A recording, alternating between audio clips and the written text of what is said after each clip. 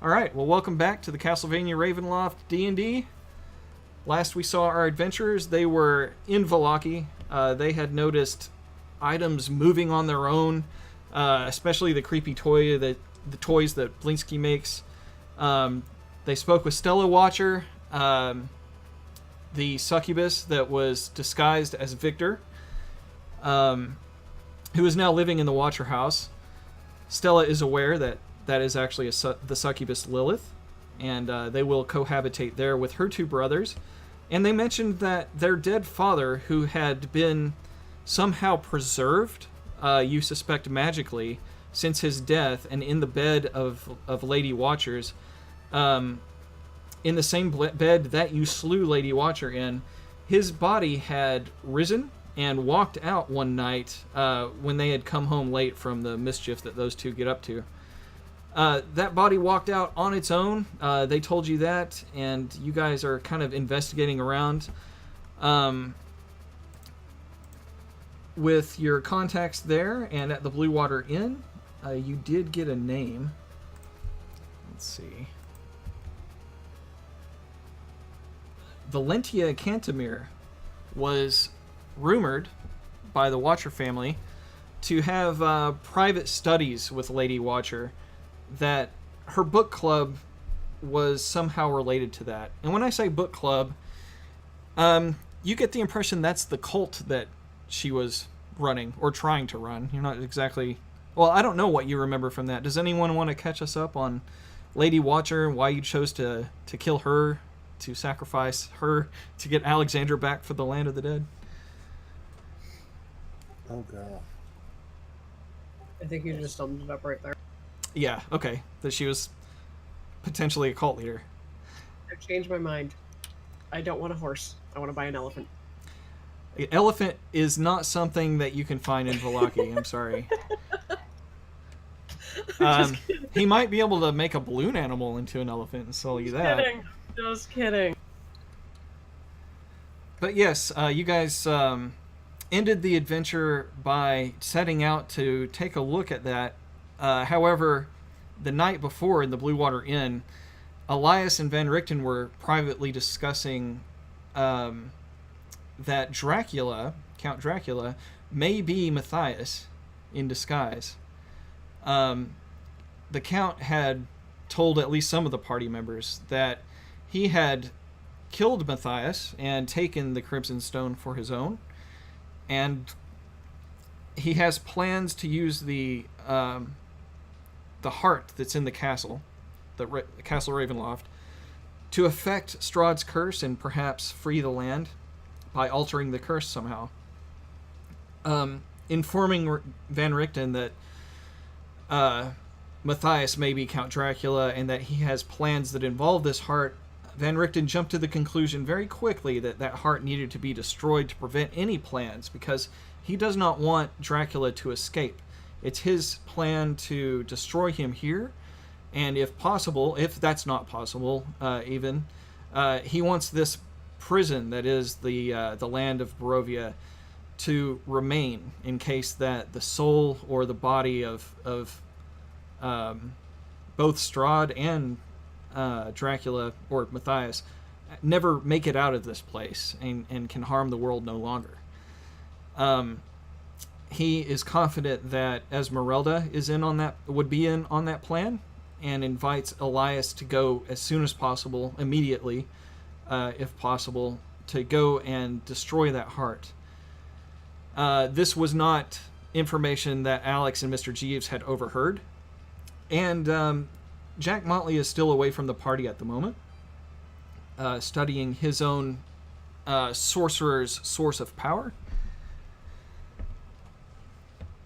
So you guys are just shopping here in the beginning of the day, as Mr. Jeeves had found a shady character that is selling rare wares that have been traded with him from the Vistani of the land, who can travel outside the mists. So he brings rare items. This is a rare opportunity for you to buy and sell things that you can't normally come across or get rid of.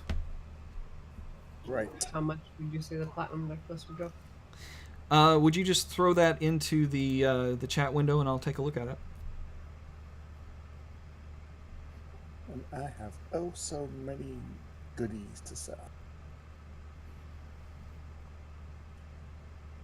Oh, it says right on there. Dirt. Yeah, 750. Yeah, and because you guys are buying a lot from him, he has enough to actually trade with you. So, yeah, guys, if you want to sell that, 750 gold, you can just take this platinum necklace out of your inventory and take that gold back that Elias just spent on crushed diamond components. Well, I'll be taking a lot of gold. I hope you watch checkbook. There we go. Apparently, I've been collecting a lot of shiny things. As Mr. Jeeves likes to do it, indeed. Yes. How do you want to do this? Just throw the things in the chat window there, just like Alex did, and I can just verify that you're selling it for the right price. It'll be worth what it's listed. Okay. Does that handle quantities? Because I have quantities. Like. No, I'm just verifying prices with it. Oh, okay. You know, making sure it's not like a magical item or something crazy that he can't afford to sell you. He does have a limit, but if you guys keep giving him gold because you're buying things from him, he'll be able to you know, buy more of your things. What? Oh, that's weird. Okay. Here we go. Well, that didn't show up. That wasn't a good start. There we go. An amber tooth. Yep. I got 8 of those. Each one of those amber teeth will sell for 100. You keep count of this, or do you want me to keep count of this? Well, just remove the amber tooth, all of them, from there, and you can give yourself that 800 gold.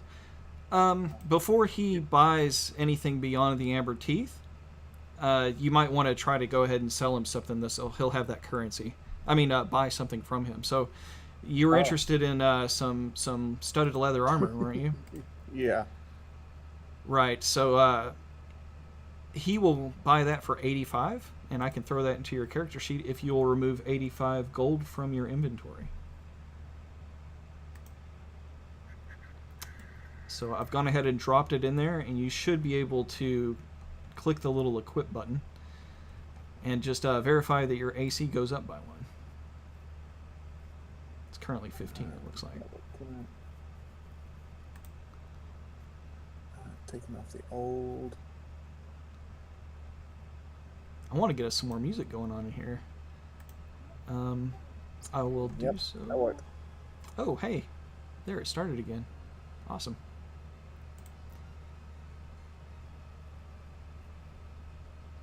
I just had my volume down low, I guess.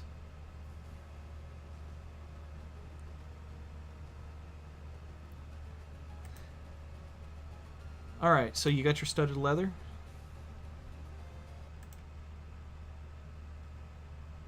And oh, OBS disconnected. Reconnecting. Alright.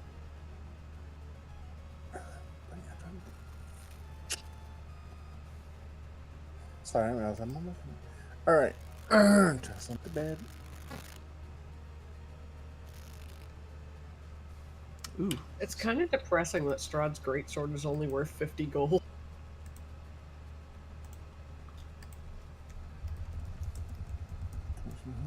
I feel like it should be worth more. That what's worth what? I said I feel it's kind of depressing that Strahd's greatsword is only worth 50 gold. That's just a great sword, right? It's not magic.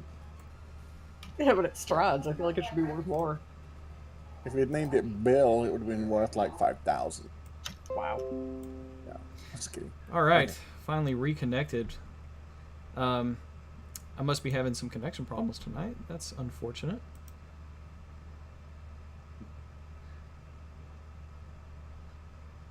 Okay, so you got studded leather.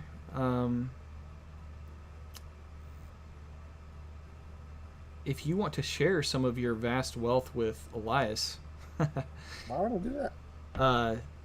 Because he wants plate armor really, really badly, and it's 1,500. I got you covered, buddy. I got some stuff to sell too, but I would probably need some help. yeah. No, I got you covered. How much do you have? Let's see when I finish with this.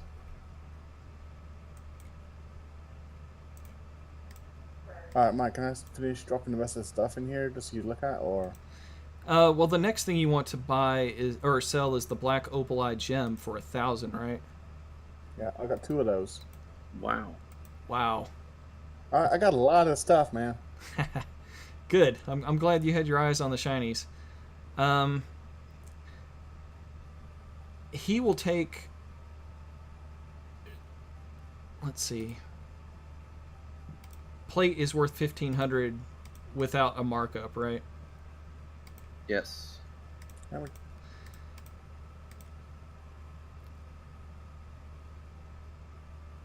He will take both of those black opal eye gems. And let me see if we get that bronze crown in here too. You'll have enough to go to an armorer real quick, grab that armor, and come on back, and he will take both of those black opal eye gems and the bronze crown, and then give you gold in excess of that. You know what? I don't want to buy. 100. He'll give you 100 gold on top of that. So that'll get rid of both of those gems, the crown, you'll get the plate armor, and 100 gold. So, wait, so for 1,500 No, armor, I'm no. selling it. It usually sells for 1,500, but because Valaki is just a tiny village, that's like legendary tier for them, and it would sell for 2,625 gold. I see. So that would take both of those 2,000 black-eyed opals and the bronze crown. And he will give you an additional 100 gold back. Can we get a wagon instead of a cart? Sure. Probably. That way we could sleep in it and everybody can fit. Well, you recall that Esmeralda already has a wagon, but it's kind of full of her vampire that's slaying hers. equipments. But if you wanted a wagon, they are available, and let's see. They'll sell you one for 62 gold pieces. I got you, Kevin. No, hold on. That actually works out great. That puts me at an even 1,000 gold. Huh, I did not plan that. Yeah, alright. So you've got the wagon there. Not sure exactly how big a wagon is, but it's the standard player's handbook wagon.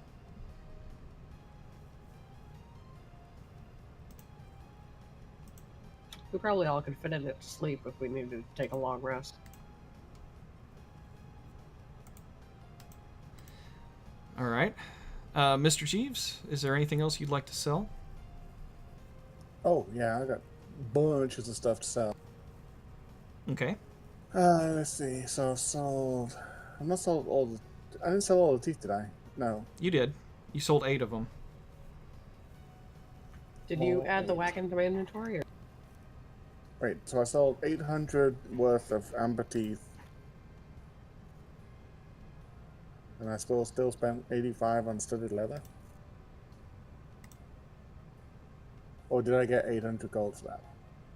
Yeah, you were to add the 800 gold to your inventory and then subtract out the 85 gold. Okay. I didn't add it. Okay. I'll make a note of that. There should be a wagon in your inventory, Alex. There is, but it somehow puts me way over my carry. I'm not Oh. carrying this thing around. Okay, we'll just delete it and keep in mind that you have a wagon that you must cart around with your horse. I hope your horse isn't. Is your horse in your inventory? It might. Yeah, that's probably putting me over my weight limit. Yeah, go ahead and take that horse out of there too.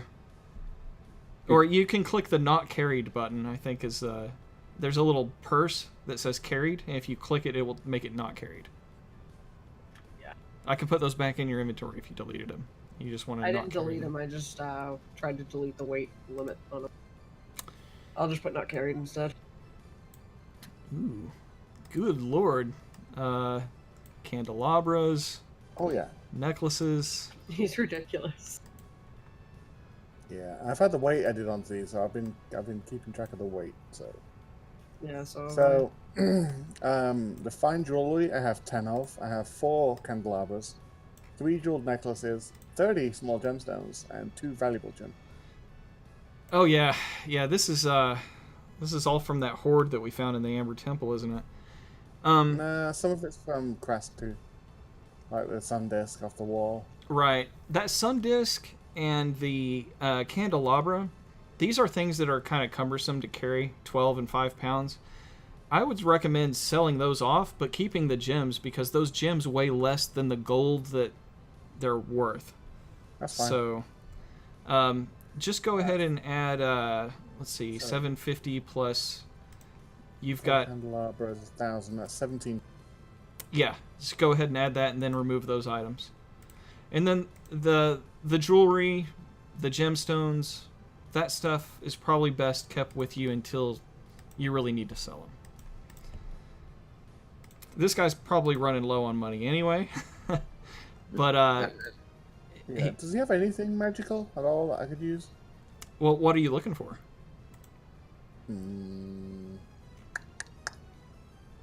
Let's see. What could I use? Well, he's thinking that over. Didn't we discuss at one point maybe turning one of my blades? Turning one of your what? One of my blades. I still have a rapier in my inventory. Oh, you want to silver it? Yeah. Yeah. I know silvering a weapon is something they can do here.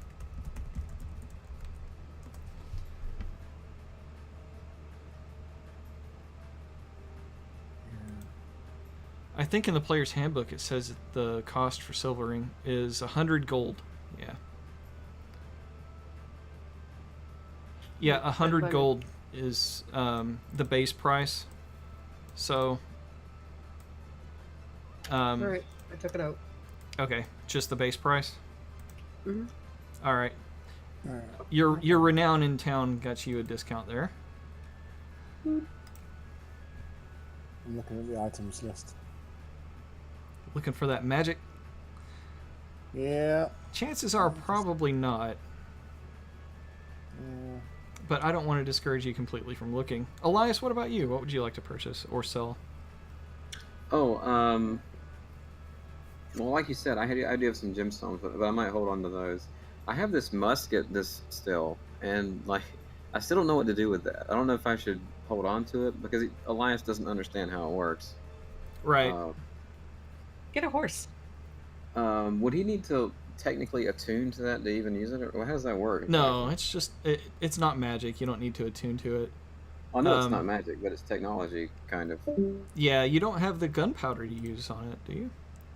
I have bullets. I might have gunpowder. Or smoke. Oh, yeah, I powder, do. is that right? You Yeah, do I have do. some. We lost our music bot. Oh, music bot. It finished the queue, so it just stopped. It noped out. Yeah, I've got gunpowder and a powder horn. I think they were all together. I think the merchant would probably be interested in that. It's very unusual. So I'll sell the musket, the silver bullets, and the gunpowder horn. If you want to figure out what to do with those, talk to Blinsky and maybe the two of you can put your head together and figure it out. Otherwise, selling it here is fine. I also have a valuable gemstone, worth 500. Sure, you can sell that if you want some gold back from when you bought your diamonds, your diamond dust. Yeah.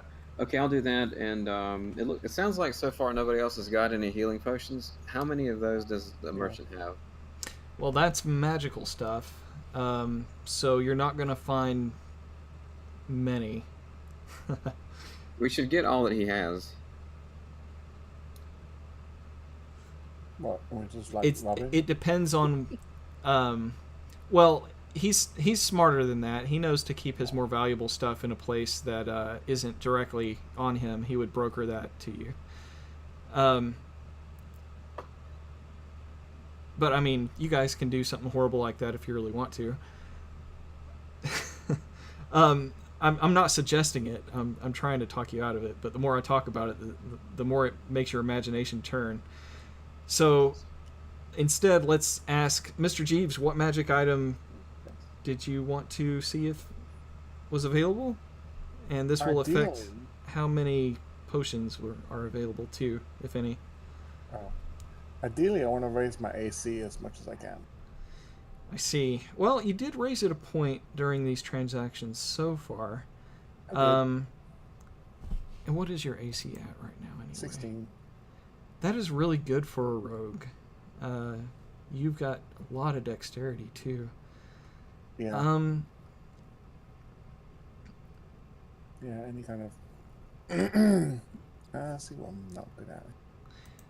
I'll say that he either has 2 greater potions of healing or he has 1 ring of protection. Ooh. And when Elias goes down in a fight, you guys have to have somewhat... I mean, guzzle and poison didn't work out too well last time. They can't hurt you if they can't hit you. I can protect me. Can't take both. No. It's an availability of magic that I'm going to put a limit on. So I'm going to say it's either one or the other, not because he has them to sell, just because I think that sounds like something that would be available in his journeys. Can't cause damage if they can't hit you in the first place. Just saying. Well, they can hit me is the problem, or someone else, and so they would need healing. Yeah, I mean, people rarely hit Elias because he has an AC of 18. Yeah. Well, soon to be higher than that. Hit me with that plate mail, Mike. Oh, yeah. Okay. Hit him with a plate mail. With the best shot. I'm going to go with the ring. Full plate, Elias. I'm going to throw it into your inventory now. Your old armor is heavy. You might want to sell that. Yeah, I'm going to sell the chainmail for 75. Or, yeah, that's its value. All right. Plate should be in your inventory. It just says plate. Oh, It doesn't say plate armor. I'm going to take off my leather as well. He's gonna wear a plate.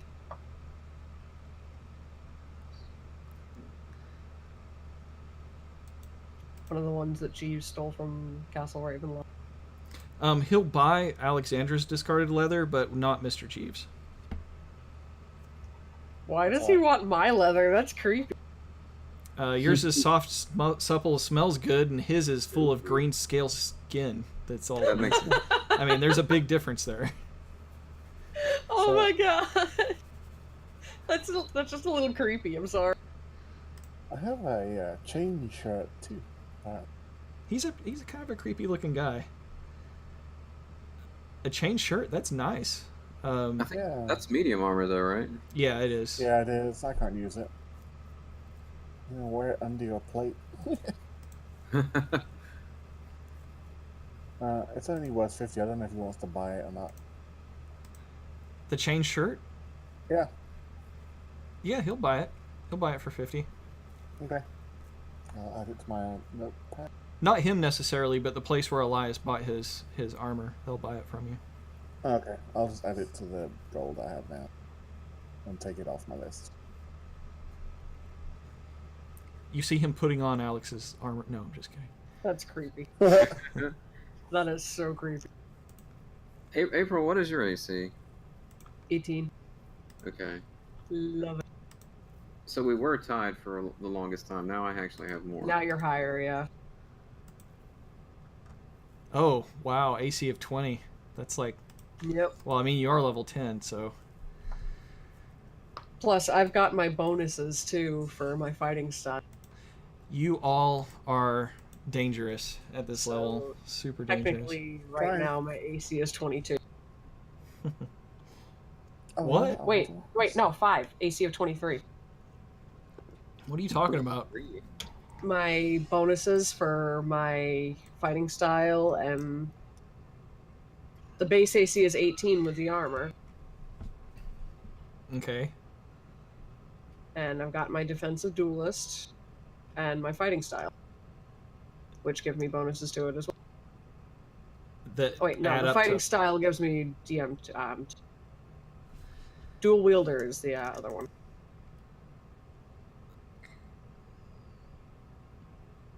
That gets you an additional...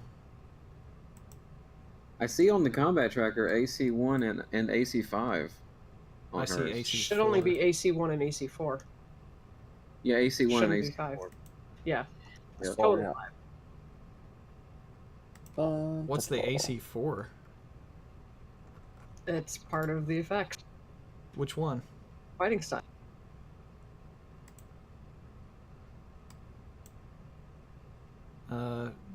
As in defensive fighting style with a +1 bonus?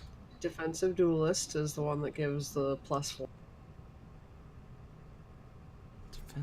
When you are wielding a melee weapon in one hand and no other weapons, you gain a +2 bonus to damage rolls with that weapon. That's dueling. What's the Defensive duelist. defensive duelist? I don't see that in the fighting style. I have It's in defense the feat. on mine. What did you say, April? I couldn't hear you. It's under feats. Oh, it's a feat. Okay. Yeah. Okay. Hold on.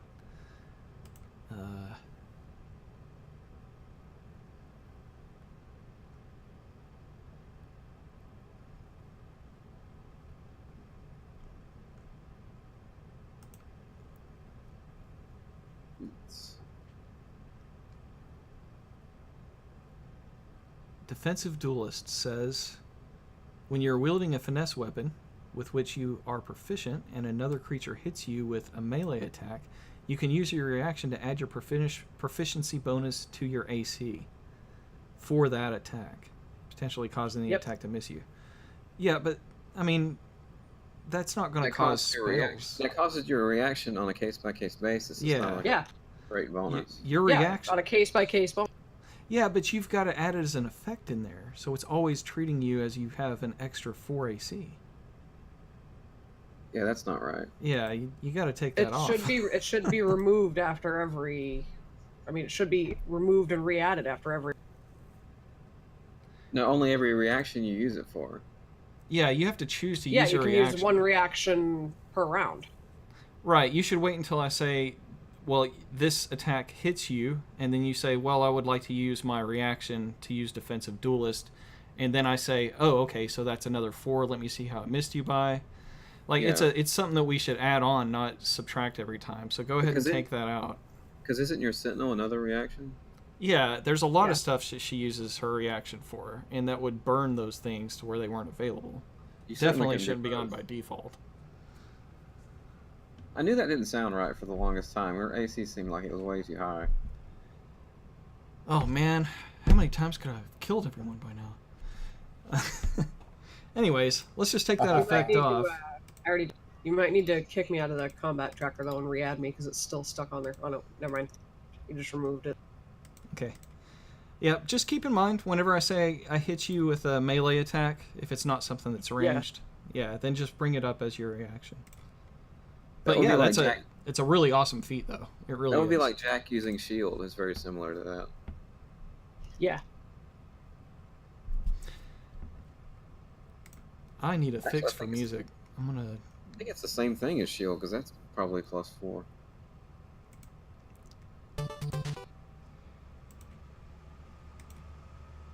Alright, this is probably going to be loud to start with. I apologize.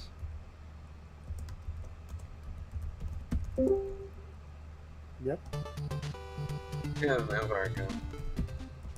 There we go. You have to set the volume after it starts playing with that bot.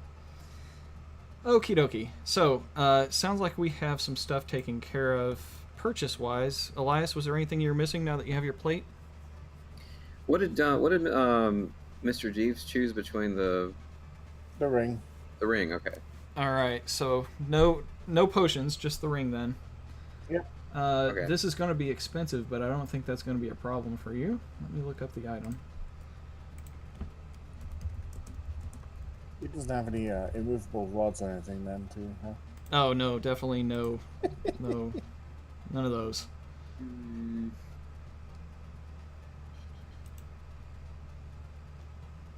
Let's see.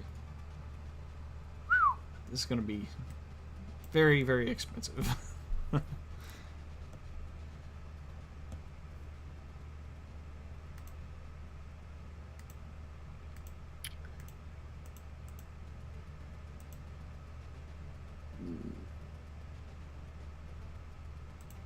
5,000 gold. Wow. Wait, what? Yeah. It's magic, man. Alright. If you need some more, I can get you some. Nah, I got it. Did Alright, I'm you gonna give me the silver rapier? You can silver it. If you subtract the 100 gold, you can just put silvered on your weapon. I already did. Okay. Alright, I'm gonna sell my fine jewelry. Because that's 2,500. Well, he doesn't... Oh, yeah, he does. He'll buy those all at the prices listed. So, yeah, just go ahead. Okay, and then the jeweled necklaces along with that will total 2,250 because they're 750 each. And I got Okay. 3 of them. 3 of those jeweled necklaces? Oh yeah, Holy crap. I've been collecting, man. I've been collecting. Sticky fingers. So that was 750 times 3 plus, what was it? So we're currently up to about 4750, Oh, okay. and I'll give him 250 out of my pocket. Okay. All right, with that, I will go ahead and throw this into your inventory. This should bring your AC up by 1. All right, it's in there. Ring of Protection. The shiniest of shiny things you own. Not true. Not true. Actually, Mr. Jeeves has some really amazing equipment. Probably...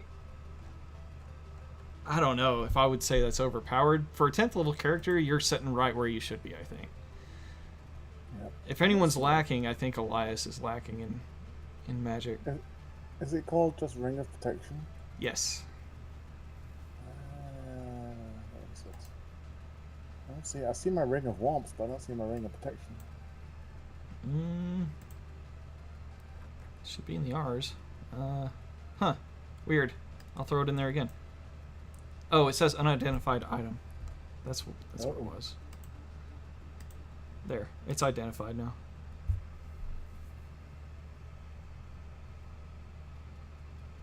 So your saving throws and your AC go up by 1. I see it. Okay, I'm wearing that, and nothing changed. Yeah, just manually change it all. Like, Sure, is there's- that magic in that? when you click on the little magnifying glass, there should be a part in there for, let's see, what would it be? Armor. There should be like a second slot. Oops, I clicked on it and it's doing things. The miscellaneous, yeah. Miscellaneous is what you want to put 1 in. I'll go ahead and do it since I'm there. I think I renamed miscellaneous to items. No, No? in your... So go to your main page, and then right where it says AC, to the left of that, it's a little magnifying glass. If you click that, you'll see that I put a 1 in the far right where it says miscellaneous. Miscellaneous. Okay. Right. And then for your saves, oops. How can we do the saves? My cloak's already given me 1, so I can just boost that to 2. Oh, I forgot you had that. Actually, I could do that, Mike. Alex is gonna give Oh. Strahd's great sword to Elias. Mike, I'm just going to change my cloak to AC 2 and save 2, and then take off that miscellaneous. Oh, okay. I'll go ahead and take out the miscellaneous. Oh, you've done it already. You should do it. You're so quick. All right. That's what she... All right. Anything else, Elias? Brent, I put the great sword in the party sheet if you want. Yeah, I'll take a look at it. I don't know if I want that thing. It's not super special. It's just a great sword. It's just it's Strahd, so I figured you'd want it for bragging. Oh. Ooh, calm down, calm down. Let's see. Where'd it go? There it is. Oh, he's... Micah broke me. 2d6 slashing. I could use that instead of the longsword I've had. How'd you break yourself, Mark? I get my... Well, look at the combat tracker. I accidentally added it and clicked it a couple times. Too It's many like, oh, I'll have a plus AC of 5, sure. Okay, that works. There we go. Hey, Mike, do you have a description in mind for Strahd's greatsword? Does it look different than usual? He wants it it for does. bragging rights. He wants it to look super fancy. Let's see.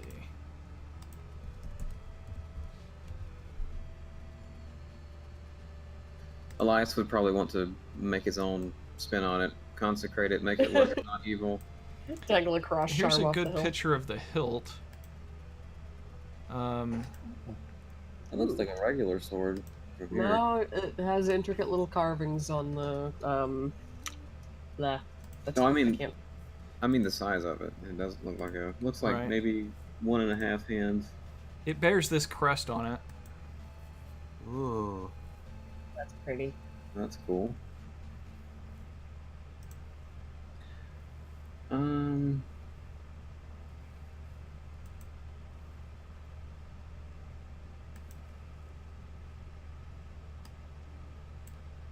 Yeah, that's cool. I guess he'll keep that.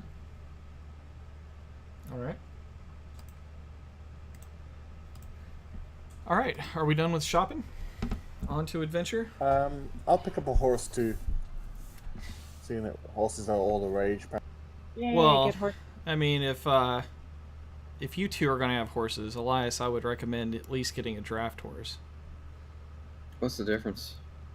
A riding Draft horse. horse is A draft horse will carry you. Yeah. A draft horse is like the rickety old piece of crap that fell off the mountain. Thanks to Nah. Oh, I'll get a good horse. I've got 675 gold.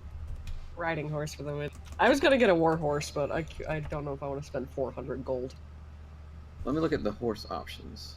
Let's see. Oh, we got options? I mean, I thought there Yeah. was just riding or draft. No, riding, draft, Well- or war horse. yeah. There are war horses. War horses are badass.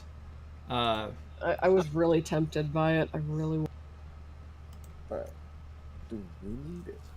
How are they badass? What do they do? Anything different? Sure, in the player's handbook, there's a whole mounted combat section that talks about getting up on your horse and handling it. You usually want some kind of animal handling skill, but they go fast and they kick with their hooves. They probably Yeah, don't get they're- spooked as easily. Hopefully they have more HP than the draft horse. It died in like a single attack. Well, yeah, but to be fair, that thing also in a single attack took both you and Mr. Jeeves down. That's true. And to be fair, Mike was already describing that the horse was old and on its last legs. Was that Van Richten's horse? I don't think so. No, it was a random one that we acquired. I don't remember if we got it in Barovia or Vlaki. I think it was in. Yeah, we got it. We bought that one. I have a +6 to animal handling, so that's pretty good. It's a wisdom thing. Yeah, let's see. I've got money. I'll get the war horse. We'll do that. Go for the warhorse. All right, that's the standard price. There's going to be a little bit of a regional price on that. Okay, can probably do that. Let me get my calculator out. That's where they get you. Yeah, that's where they get you. I want a white one. Yeah, 700. For 700 gold, you can get a white one. Gleaming white horse. Okay, I've got 675 gold points, but I've got 200 Electrum. Yeah, I like- fuck it. I'll go Warhorse. All right. Well, whatever you spent on the riding horse, you can put towards a warhorse that costs 700. I don't know because you didn't give me an itemized list. You just told me a lump sum of everything that. Okay, that's fine. I remember what I sold it to you because I just used this multiplier I've been using. 132 is what you would have bought a riding horse for. 132. Right. I'll give April my 132, and I'll take her horse, and then she can have the cash Okay. for the war horse. Oh, there you go. I have the cash for it, but thank you. Now I Okay. have a horse too. All right. So Mr. G's has a riding horse, and Elias and Alex have war horses now. Sounds like it. I have a gentleman's horse. Thank you. Okay. Well, I expect names and all of this stuff for these horses eventually. I will come up with a name. Philip. Philip. No. Yeah. Actually, the horses and stuff that you buy. You remember where the coffin maker shop was? Over there was Asaric and his stockyard. Him and his wife had said some things that kind of made Jack mad about Vistani. You remember that? That's where you guys are buying the horses from. Sorry, Mike. It's still biased. Is this guy selling like? I guess alchemist fire is magical, right? I would think that would be more science. Alchemist fire is all right, but I think holy water is probably more effective since we beefed it up. Yeah, I was gonna get holy water, but I was wondering if he sold like alchemist fire as well. And just, Yeah. stocked up with Yeah. Vial. If you want a vial of alchemist fire, we can make that happen. All right. What's the price on those? That's gonna be Regular 50. So yeah. Ooh, I did some math wrong. 6,000. No, it was like 8,000 something. Oh, Yeah, I That's just like- had an extra zero in there, just for that's like a keg. 90 gold. You can probably talk him down to 85. So go ahead and just use 85 there. All right. So if I buy 3 off him, I'll get 85. Oh, Each. 385 each. Yeah. All right. See, he'll make it an even 250 for you. 250. There you go. All right. And then he's selling holy water too. Yes. I'm gonna throw this alchemist fire into your inventory there. Yeah. I had one there already, but that didn't work too well, so I'm gonna add it. And then take away that other one. Okay. So Elias and Alexander both Okay. have war horses. Jeeves has a riding horse. Which one's getting tethered up? Or are we getting another horse for that? We can get a draft as well. Well, no. No, we'll use my horse for pulling the cart, I guess. Okay. And then I can ride the cart, and you guys can ride alongside. Same price for that holy water, Jeeves. 250 for 3. Yep. Alright, well, I'm gonna get 6. All right. I'll just go ahead and throw. It's called holy water subweapon. It's in your inventory now. Oh, okay. Okay, I have one of those already, I think. Yeah. And then there's one more.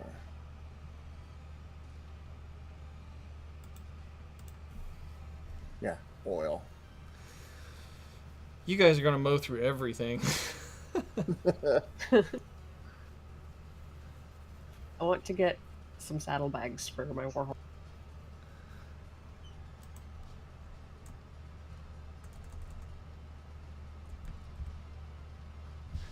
All right. Let's see. Saddlebags. He'll throw in the saddlebags along with the purchase of the warhorse. So Okay. you and Elias and Mr. Jeeves, we'll say you all have saddlebags. Okay. Beautiful. Oh, watch out, bread. Be right back. The banana bread. You better share it. I don't think that's possible through the internet. Shh. Yes, it is.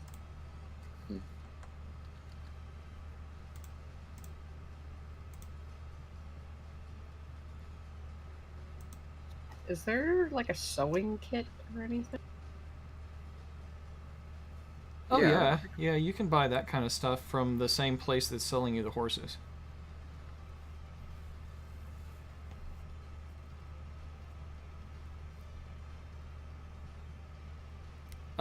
The man that was selling you the more rare items that bought all of your stuff really appreciates your business and asks if there's any special requests that you want that he can talk to the Vistani about. You broke up a little there, Mike.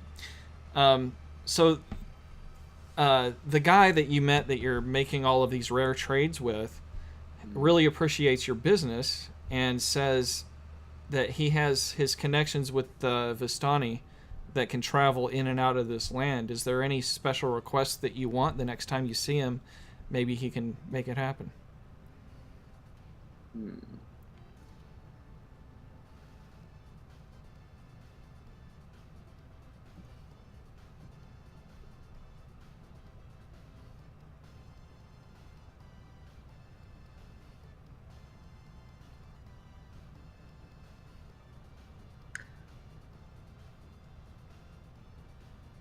Well, I think Elias is good.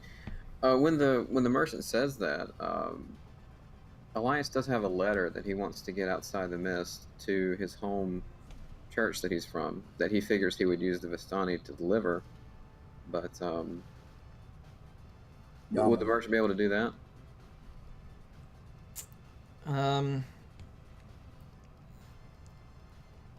Roll an insight check. Okay.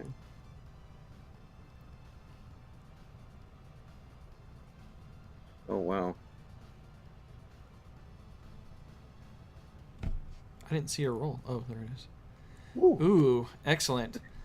You can tell he's ready to take your letter, but you don't know if he has any confidence that it's actually going to get out of this place. Elias will hold on to it then. It's very important to him. Would any of You them can always be write able another to... one. Would any of them be able to sneak into the abbey and bring and/or wine? Sneak into the abbey and do what with wine? Bring food and/or wine. Oh, you're asking for a delivery up to the abbey. Yeah. That's probably something that you'd be better off doing yourself rather than sending strangers up there. Kresk does not like visitors. Well, that's why I was asking if they were able to sneak up there. But never mind.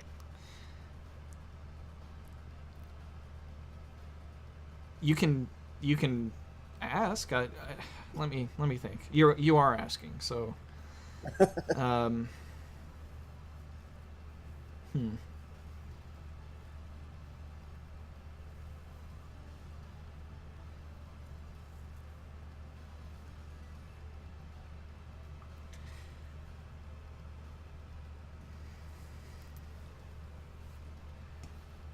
You think that this guy probably wouldn't be so much helpful there, but you've met several Vistani in the land here. If you were to talk to them about it, you could probably get them to do so. But, Something to ponder for later. yeah. Elias will say that my friends and I could use some more healing potions if you could get a hold of some more of those. With the amount of money that you've spent today, then I'll be sure to come back with some sort of remedies for you that will prove useful the next time you see me. And if you ever see or meet anyone that may be able to perhaps strengthen or enhance the weapons I have here, that would be useful as well. And he'll show him the Lance of Longinus and Strahd's Great Sword. He says that enchanting weapons is far beyond what he'll be able to do. So he'll keep an eye out, but he can't promise anything. Very well then.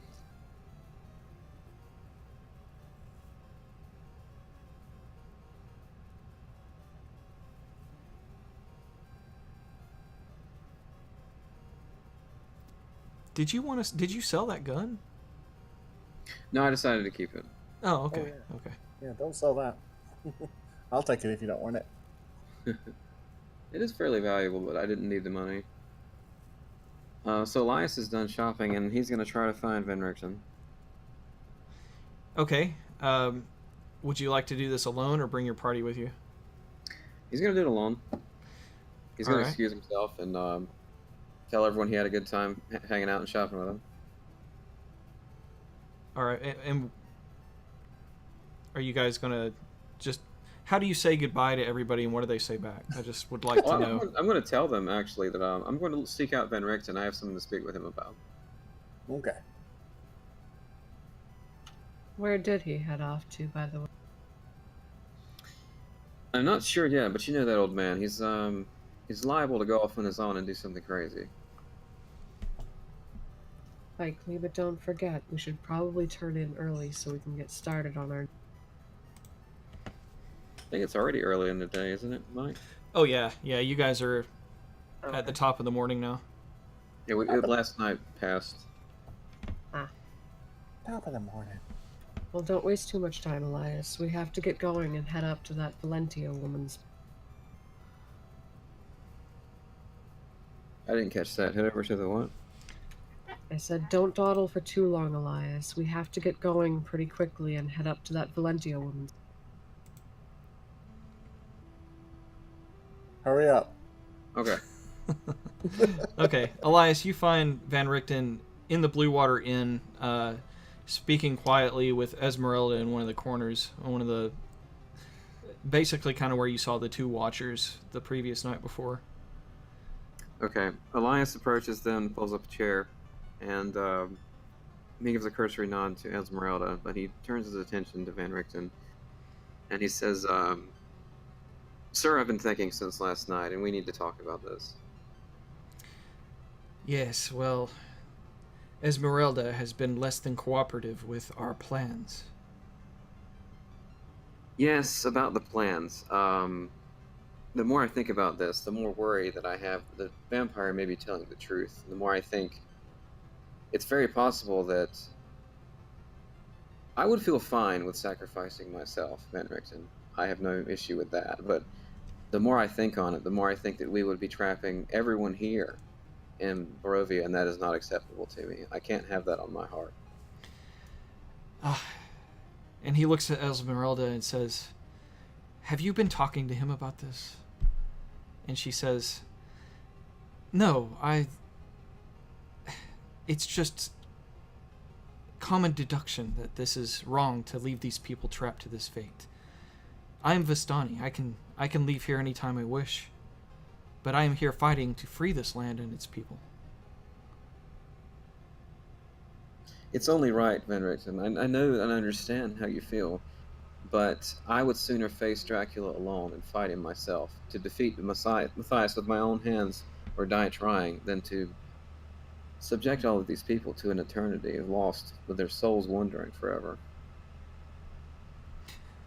You must understand that if the evil that is trapped within this prison escapes, the entire fate of humanity may be in the balance. Maybe not now. Maybe not our lifetimes or two from now. But they live beyond that, far beyond that.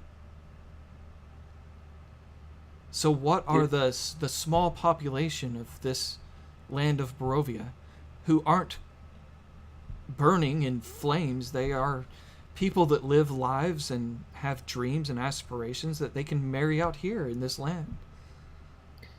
Well, sir, you're more read of this topic than I, but if I remember clearly, Alexandra, her family, their ancestor, he once said that as for him and his house, they will hunt the night. That is the fate of the Belmonts. That is their calling. I believe that that is their destiny, to continually fight this vampire. And I think that humanity will one day succeed. I think that we should leave that in their hands, and we should not sacrifice any amount of humans for that end. I am affiliated with this Belmont clan just as much as Alexandra or Jeeves, and half of the clan agreed that this was the way to battle. Was to lay this trap, to trap him here and slay him if possible.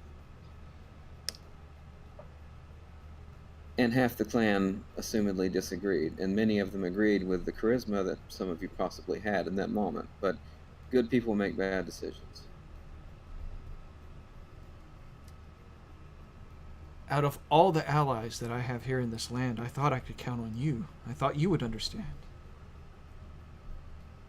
I think very little of myself, Fenrichton, and I think very highly of God, and I think very highly of others, and that leads me to not be able to give other people over for any end that is good, even if I think it's the right thing to do. It's too heavy for me to bear. I will give myself, at any end, to kill a vampire, but other people I cannot. This heart, I don't know anything about it, but how is it to be used? That I do not know, and I don't know how far to trust the vampire who speaks of it, but all that I know is he advised against destroying it, that he would use it somehow in his magics to warp it, to use it for some end to stop the curse. I say we let him do that, and we fight Matthias afterwards. Would you listen to yourself? You were talking about some evil heart in a tower in an evil castle. This is an obviously dark item that is somehow perhaps like the crimson stone that Matthias had crafted. Shouldn't such an item be destroyed?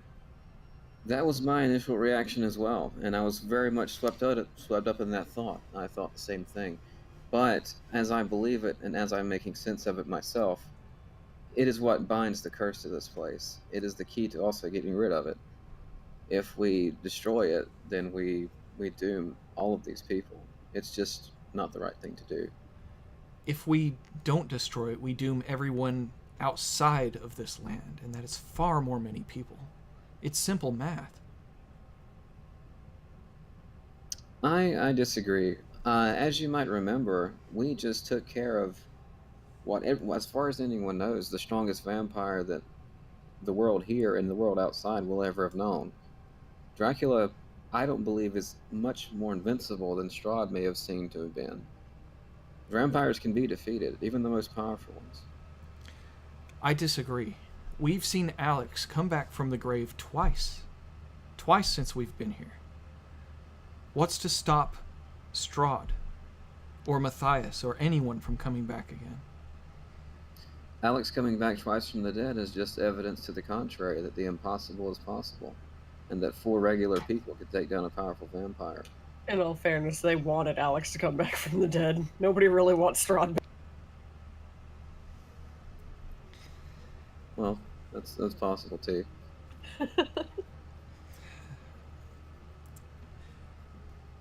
Don't underestimate the power of the good people, Van Richten. You know that we have done this, and we came from nothing to do it. I entered this land as a cowardly man, and we accomplished so much with such little time. And there is yet work to be done. This job is only half completed. If there's a chance of escape, I simply can't allow it. And I don't want to say that you're blinded by your own selfishness to get out of this place or to help the population of this place. But your life and their lives and my life are nothing in the weights of the scales of humanity as a whole. I don't know why God has it in his plan to have some dark prison like this in existence in the first place. But it's here, and it should be used for his will. The way I feel as a priest, Van Richten, if you were to ask me this place has been cut off from the love and the blessing and the passing on to eternity for God's children for so long. And that is the largest problem here. Not just the vampires we face, but the cutting off of the love of God. I have met an angel, an actual authentic celestial being who lost all hope and turned insane and evil through the warping of this place. That is unforgivable. That is something I cannot stand for. I have to restore the connection that God's children have to him in harmony one with another. and that is my first priority above vampires. So I need to save these people more than destroy Dracula.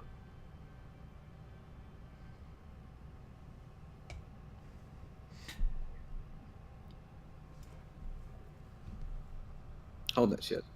Bravo. You see Van Richten is trying to come up with some sort of plan. You see his eyes, and you see that glint of insanity that followed him back from the grave to where he thinks he can do anything, to where Music bot time. he's not gonna perish in his efforts.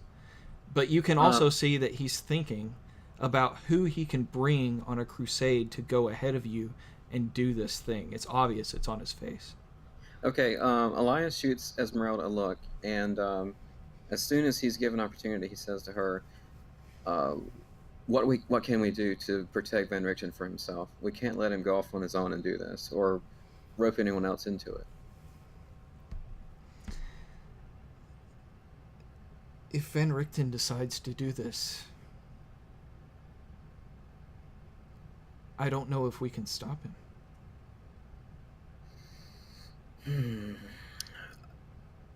Can we lock him up somewhere? And Van Richten says, I'm sitting right in front of you, Elias. This is betrayal. I'm not talking about harming you or your friends, but you wish to lock me up? I have the will of God to execute. Oh god, it's turning into the Archangel battle all over. Elias slowly shakes his head as he mentions the will of God, because, of course, Elias thinks that he's got the right end of that.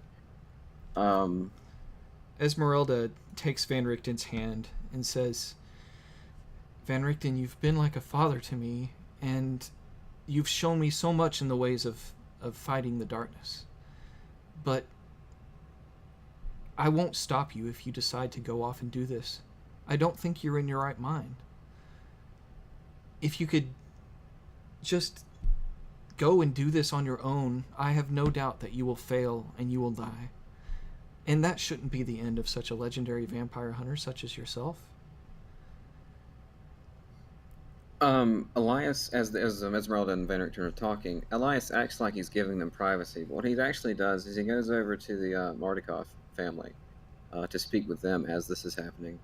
Restrain him. Sure, and Erwin's there too. You know, he's being respectful of your space, but he's behind the bar polishing glasses and. Okay. You know. Elias pulls Erwin to the side to speak with him. Erwin, a moment, please. For you, anything? Yes. Unfortunately, Van Richten had a close brush with death. Actually, he did perish, and I brought him back to the living, but he came back with an ailment to where he thinks that he is invincible. And he's got this idea in his mind that he will go to Strahd's castle alone and destroy this artifact we believe is there to trap us all in Barovia for eternity, as well as this vampire he's after. I need your help, if at all possible, to keep him somewhere safe where he cannot go off on his own and do this crazy thing. Let us speak in a more easy place to talk about these private matters. And he takes you down through the kitchen, through the secret door, and into the place where Stella was being kept. And he says, listen, my clan of wereravens have sought a way to defeat the darkness in this land and escape back to our homeland for many generations now. And it is not like us to want to go against someone like Van Richten, but you mentioned a way to get out of this place? Yes, I believe there is a plan in the works, unfortunately with who I believe may be a different villain, possibly a stronger one, but we're not sure, as he's also aided us from the shadows this whole time. Do you know anything of the creature known as Matthias Kronkfeast? No, that's not a name familiar to us. Well, he is seemingly a vampire, perhaps a strong one, perhaps a stronger one than Strahd even, but he has a plan that he might use the heart in the castle to use his magic to warp it and to either distort, change, or alter the curse somehow. Well, that sounds like a risk. It is definitely a risk, but it's the only possibility I've heard so far, even from the mouths of angels. Well, Strahd's castle is most undefended now if he's not in it himself to protect it. I'm sure there's all sorts of horrors still locked up behind its walls, but if the Ravens and I assisted Van Richten, we could probably clean the castle out as best as we could. This is a better time than any. And that would eliminate any risk of messing with such things. But if you truly believe that there is a way to lift the mist from this land and allow us all to go home, the real home.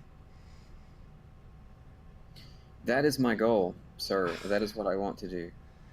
That sounds a bit far-fetched. What proof do you have? I have zero proof, but I have no other options.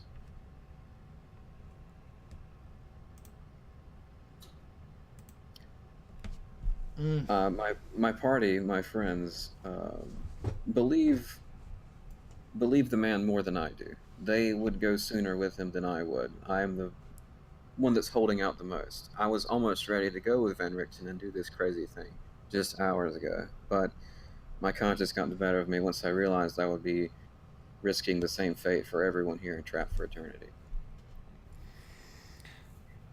We've seen many adventurers come through these lands, swallowed up from God knows where, places that I've never even heard of. And they've all made their own decisions to assault the castle when they thought they were ready. If Van Richten is ready, maybe we should just let him. I know, and his heart is definitely set on it, but I have such great respect for him, and I have such I see myself in him as well, and just how he's so sure of God's calling for him, even though I know he's quite likely sincerely wrong, but just a great vampire hunter and a great man, and of course Esmeralda cares very much deeply for him as well, and she is not for this plan either, so she would have to suffer the loss of him. Well, you said the man's not right in the head after he came back from the dead. Perhaps there's some way to lift that from his mind. If there was some sort of holy place that could cleanse him, or someone that's good at removing curses, like maybe one of the Vistani, I don't know. That is an excellent thought. I have ability to remove curses myself, but I assumed it was something beyond my ability. However, I could try of my own power. There's no harm in trying. I agree. And I certainly don't want to hold him here like we did Stella. I don't think he deserves such a thing. Give it a shot. Okay, I will try this this spell I have and see if it helps at all. I don't think it'll change his mind, but it's worth a shot. I'd rather not restrain him. It doesn't sound like something that just off the cuff that feels right, you know? I don't want to keep a man against his will if he's just got his mind made up to do something that's in the path of goodness, which he believes with what you've told me. Yes, I've already held one poor girl against her will in here, and I'd rather not do it again to anyone. I think that was a bit different. She was looking for protection. It made sense to her. You convinced her. She didn't like it, but you convinced her. Perhaps so. I don't know if she really appreciated it, but I hope that she will be fine now. All right, Erwin, I appreciate your time. Well, I'll take you back up. So a moment later, you see Van Richten is openly arguing with Esmeralda now. It doesn't look like it's going his way. Okay, Elias comes up behind Van Richten unannounced, and he touches him on the shoulder, and he casts Remove Curse. What's the casting time on that? Instantaneous. Oh. Yeah, you see Van Richten um, he drops to his knees and begins praying. He begins praying to God and asking for forgiveness for his foolishness, and for any harm that he may have put towards his friends. And you can see he's greatly moved by suddenly realizing that he was acting foolish, that that he was somehow invincible. You can hear all this through his prayer, and then he stands up to you and he says, "Elias, I'm sorry. I didn't understand, but this doesn't change the way I feel about Matthias or Count Dracula. Even if they're different, it doesn't matter to me. That allowing any of that evil to escape this place is something I can't do. But at least now, with your help, I understand that it's something I can't do alone. And if I can't count on my friends, then perhaps the time's just not right. I don't know where to look for help. I'll petition the church. I'll talk to villagers." Well, you can do what you must, Van Richten, but I will promise you this, that once this place is safely taken care of and the curse is removed, I will do my best to fight this thing, to fight this creature, and to purify him, if at all possible.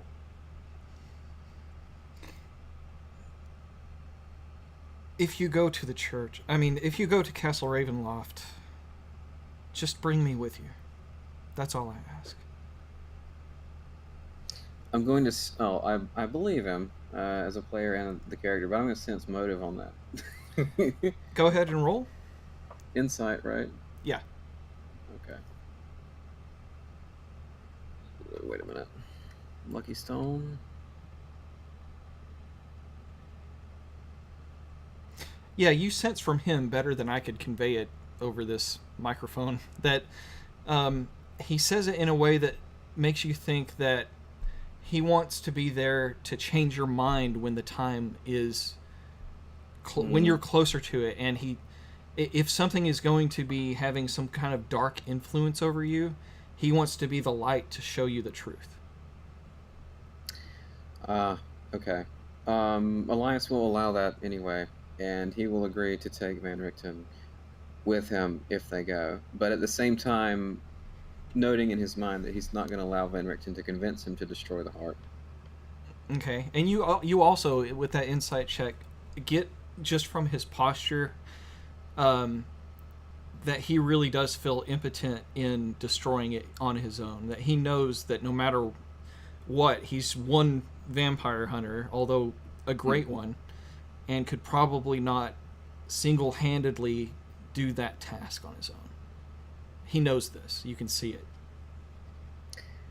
Well, Elias smiles at Esmeralda, and he says, "I think he's about 10% better now."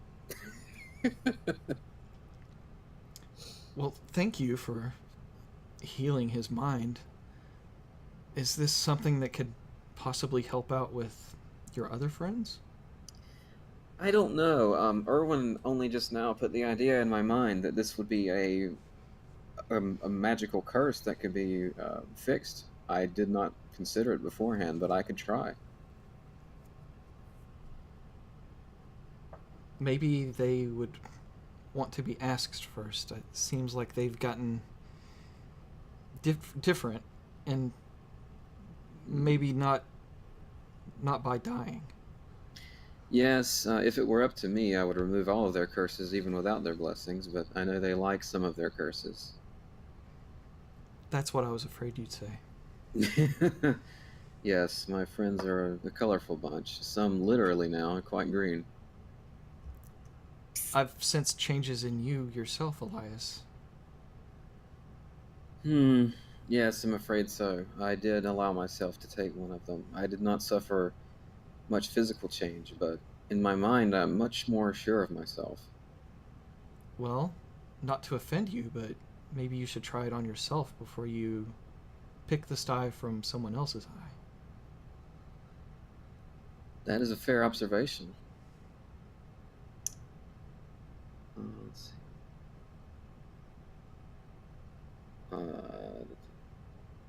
You know what? He's going to do that. Okay.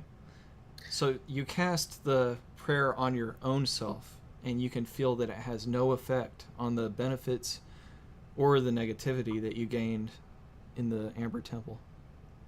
Okay, so Elias holds his own shoulder, similar to how he did with Van Richten. He says the same words, bows his head, and then he looks back up at Esmeralda, and he says, "I feel the same. That didn't work." It's the thought that matters. You tried. Yes. So as you know, I would prefer to get rid of this thing, but it is part of me now. I don't share the same outlook on God as you do, but I'm curious to know where your will starts and his will ends. Is Van Richten correct in all of this? Correct in what specifically? Well, both you and Van Richten claim to be very close with God, and I've seen you perform miracles, but you seem more strong-willed than previous. No offense again, but are you sure that this decision that you're making against Van Richten is not just your will versus God's will?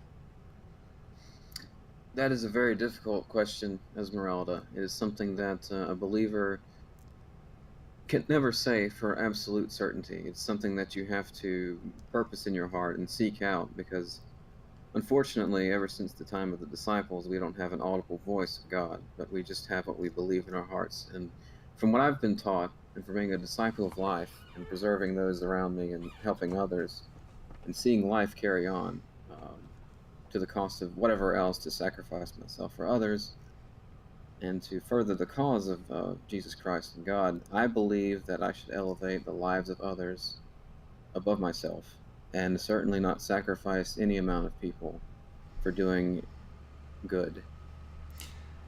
I just felt like I had to say it. You see, as a seer, I run my cards for those that I know to see what I can glean from whatever they wish to tell me.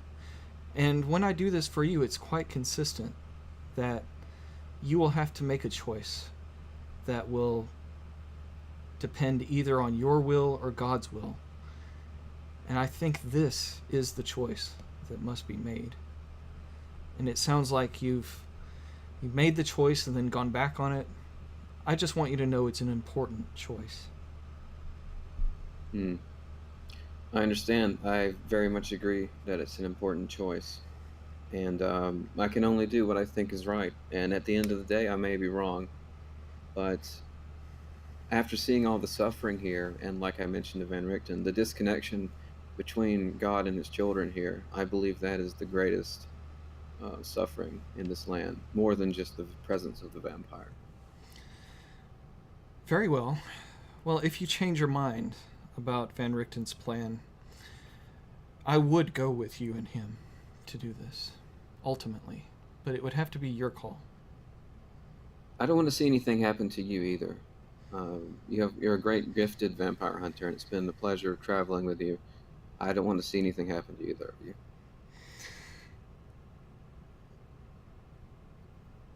And she just smiles and just shakes her head a little bit. You think she might blush.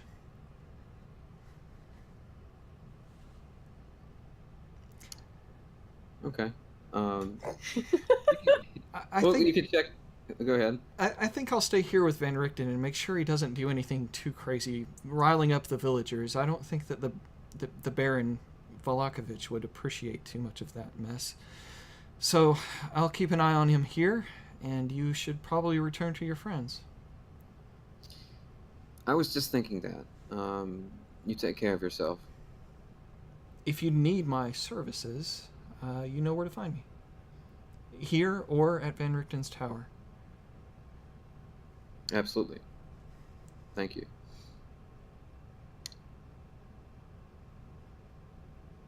Okay, so we'll check in with the others now. That was a pretty long session of role playing. Yeah, sorry everyone. Everyone deserves a good turn. But yeah, guys, they were talking for so long that you could have probably found him, or how would you like to meet up? Alexander is just sitting at a table waiting for everybody to get. All right. Well, if everyone's ready, we can do what you want to do next. And if that is going to check out the manor of the Cantomeres. Yep. Is everyone in agreement there? Sure. Yes. All right. So As long as there's no big rock. you recall that it was one of the larger houses that was behind the cemetery of the church. So you guys can travel there, and when you do, let me describe what you see.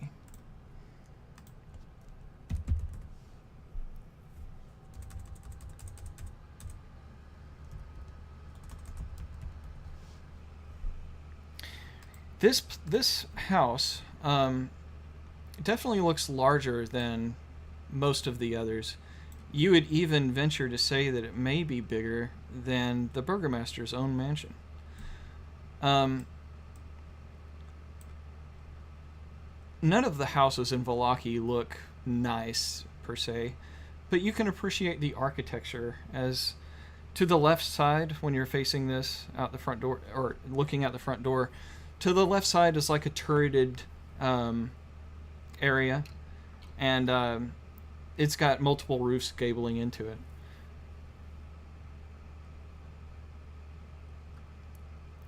The grass in front of the place seems dry and dead. The doorstep isn't elaborate. There's no porch, really. It just goes straight up to a door. You see the turret has 3 windows on the ground floor, and you think that you may be able to find some more windows around the other sides, but other than the turreted windows there on the front and the front door there, that face really has nothing else to offer. On the second floor, you see more windows around the turret and still no windows on the front facing side towards the road.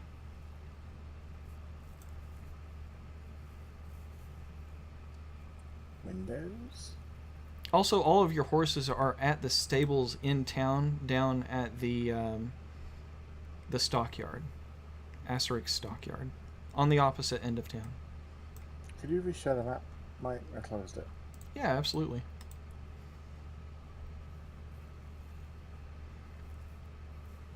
Hmm.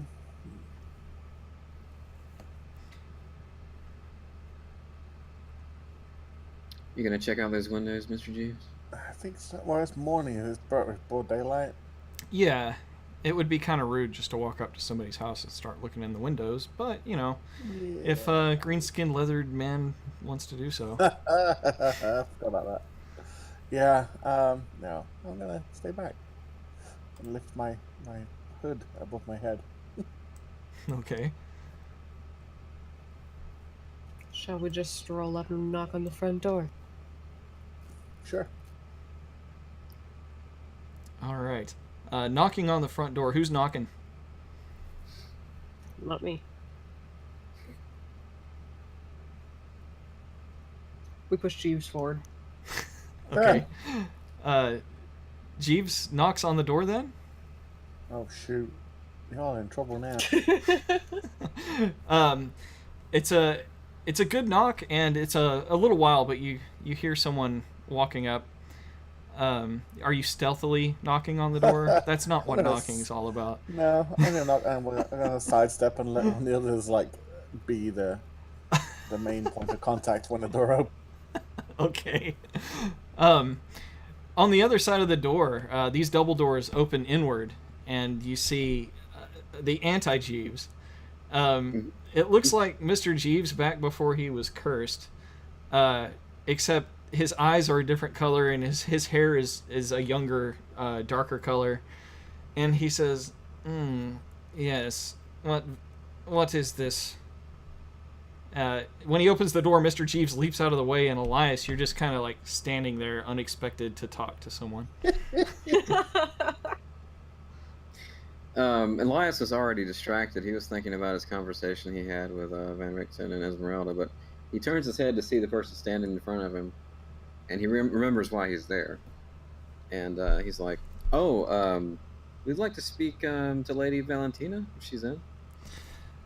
Do you have an appointment?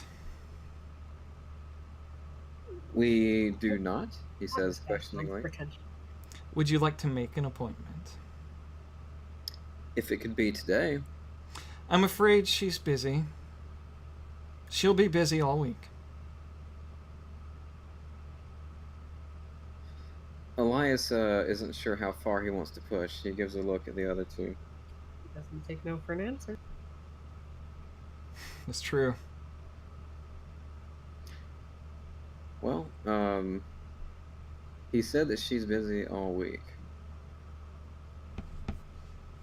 Elias says, I would like to see her now. Yes, well, I would like a new suit. But we can't always get what we want, can we? I could probably find you a new suit. If I wanted to find a new suit, I'd find a new suit, my lady. Elias walks in the door. You can't. Oh, God. You'd have to push him out of the way to get in. Okay, if he has to push him, he's not going to do that.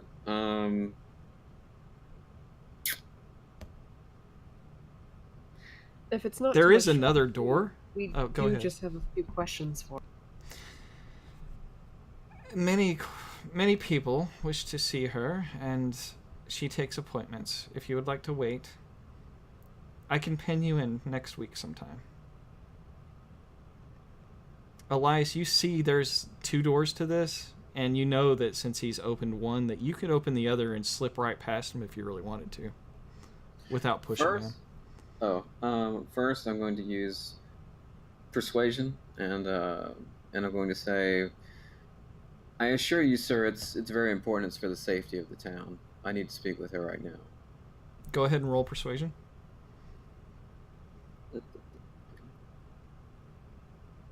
Okay. Ooh, 21.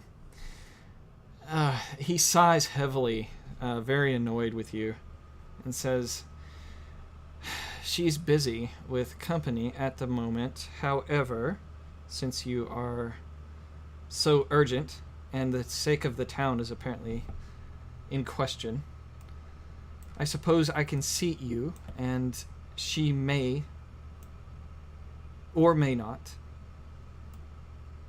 deem it necessary to speak with you. And he opens both doors and welcomes you in. There's a small, I say small, but the entryway to this place itself is just 10 by 15 on its own. That's just the entryway. Beyond the entryway, you see a motif of a lot of swirling patterns. 2 statues on either side of a large staircase, and multiple doors that lead to other rooms.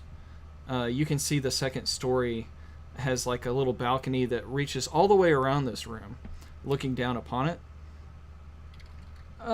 There are some the nicety of this house and is also overshadowed by the dinginess of some of the floors, little bits of debris scattered here and there, and just kind of a black stains on the walls.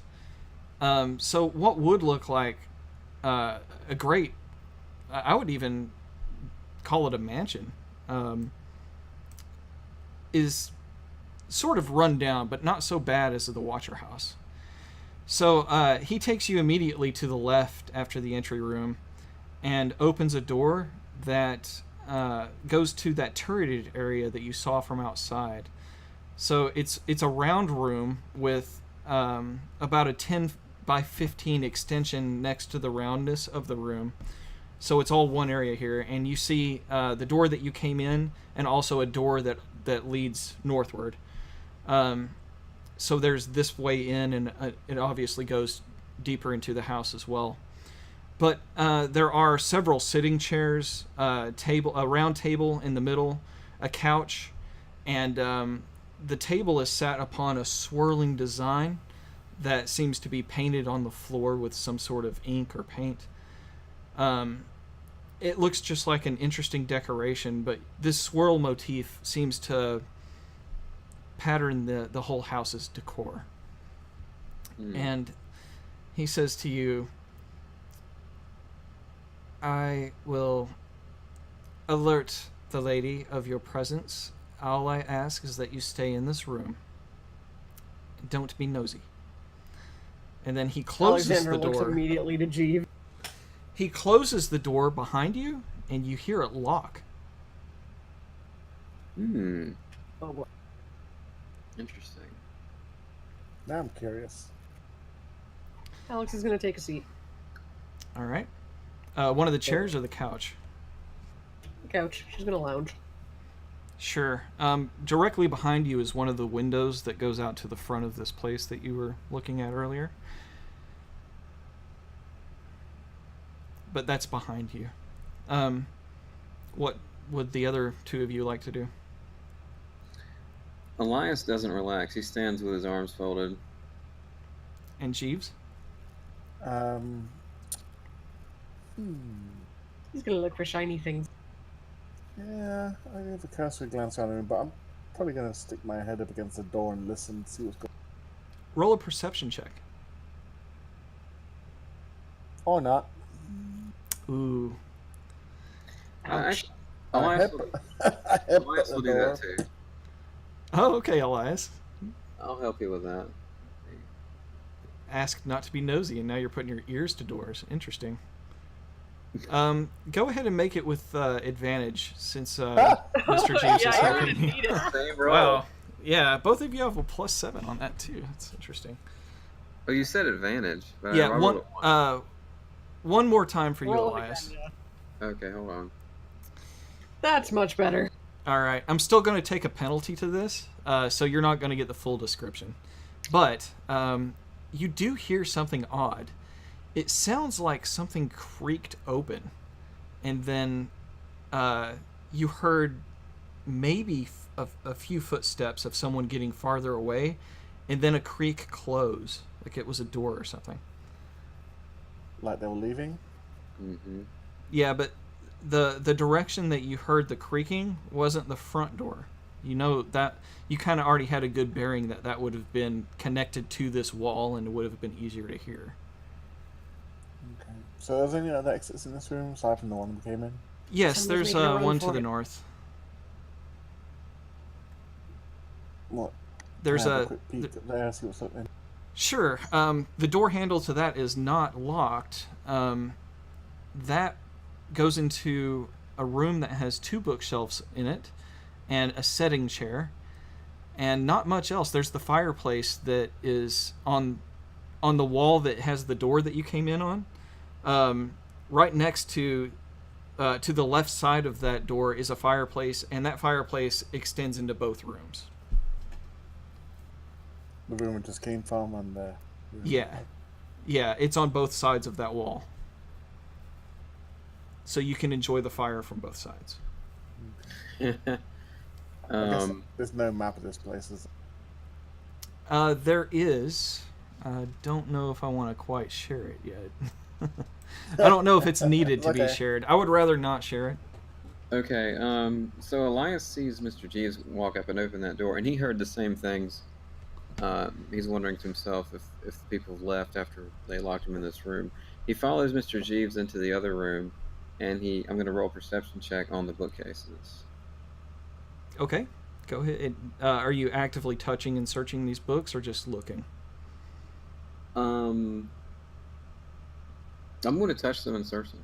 Okay, go ahead and roll a perception check. Okay. Alexander's going to just shake her head, smirk, and follow.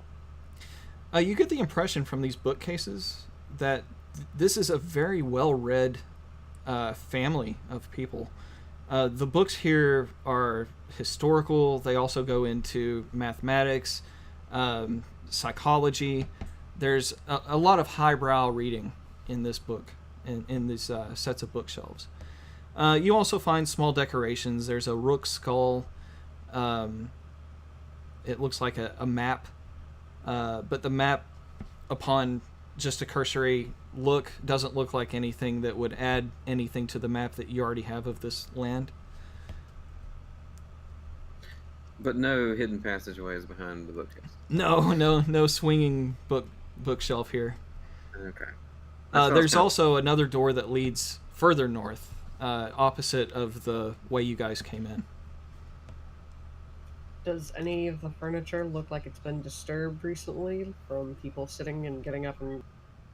Yeah, it looks like this is a well-trafficked room, and Elias, your footsteps are heavy and make quite a few creaks on these floorboards.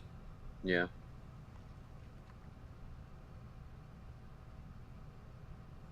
Elias will turn to Mr. Jeeves and ask, "Do you want to investigate further?"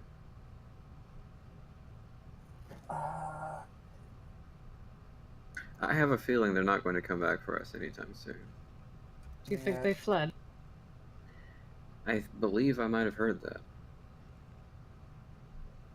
but it's hard to say. I don't know where the exits are.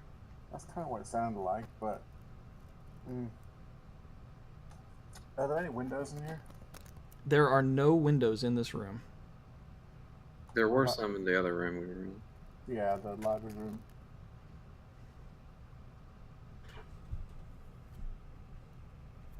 You can kind of tell they're not a fan of windows. Apparently. And the windows in the other room, on the other side of the fireplace, yeah? In the room where Alex is sitting, there are 3 windows in that turreted room. Was sitting. Oh, where are you now? We watched them walk off, so she got up and followed them. Okay, so all 3 of you are in this 15 by about 25-foot room.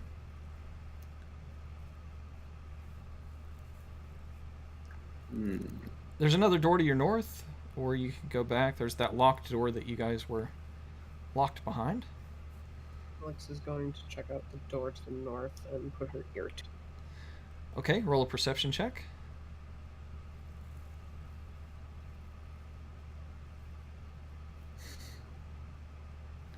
You don't hear anything on the other side of the door. Jeeves, would you like to do the honors and check if they trapped this door? Sure.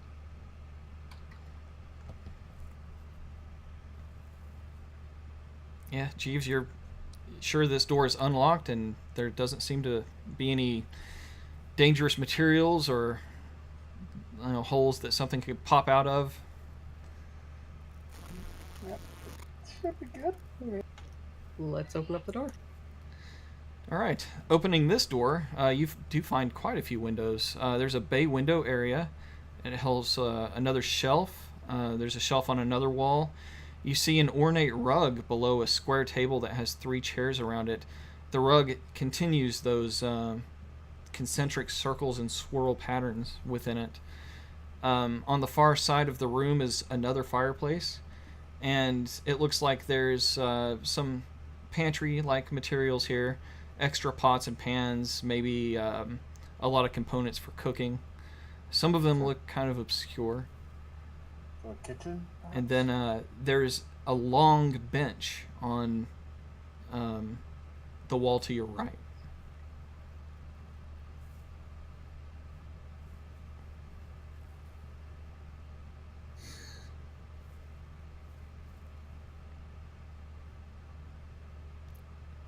What was that, Mr. Jeeves? Is that a kitchen, perhaps? No, it doesn't look like a kitchen exactly. You don't see a stove. And it doesn't look like food is prepared here. It looks like something may be prepared here, but not food. That's not suspicious at all. Well, they are witches, so... Dream pies. Well, there's no oven or cages full of children.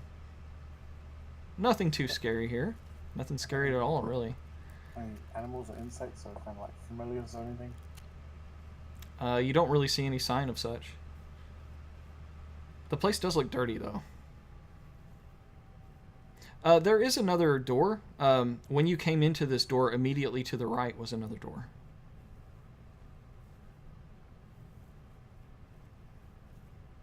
Alexandra will approach that door and listen up to. Go ahead.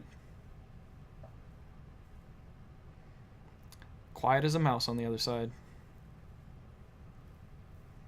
Elias, would you care to do the honor?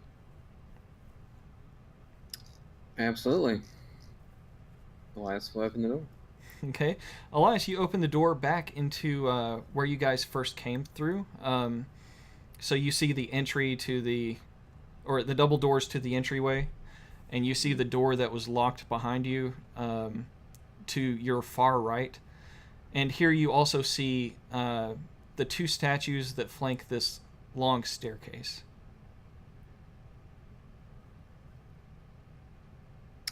I'm going to try to hear anything again to see if I can tell if anyone's even in the house at this point. Just roll perception. Okay.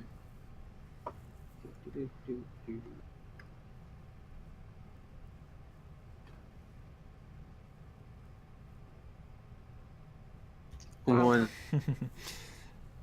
No, you don't really hear anything or Not see even- anything that would indicate the presence of anyone here.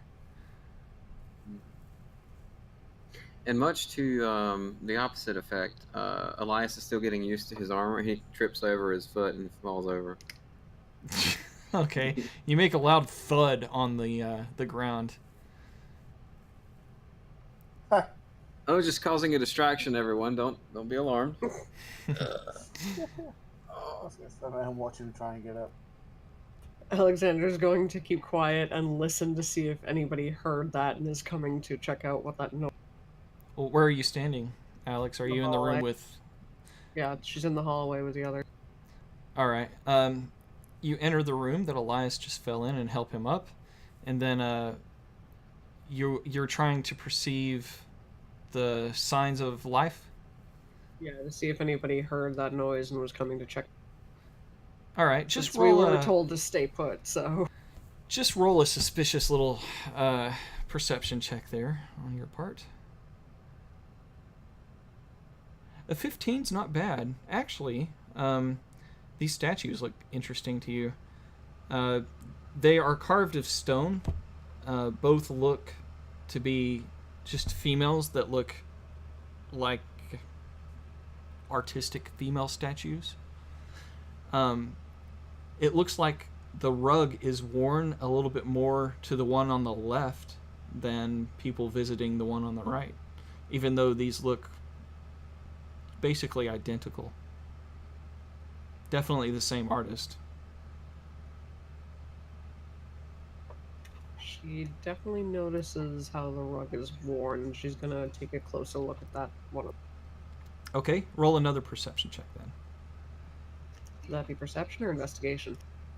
Whichever you'd like. Wow.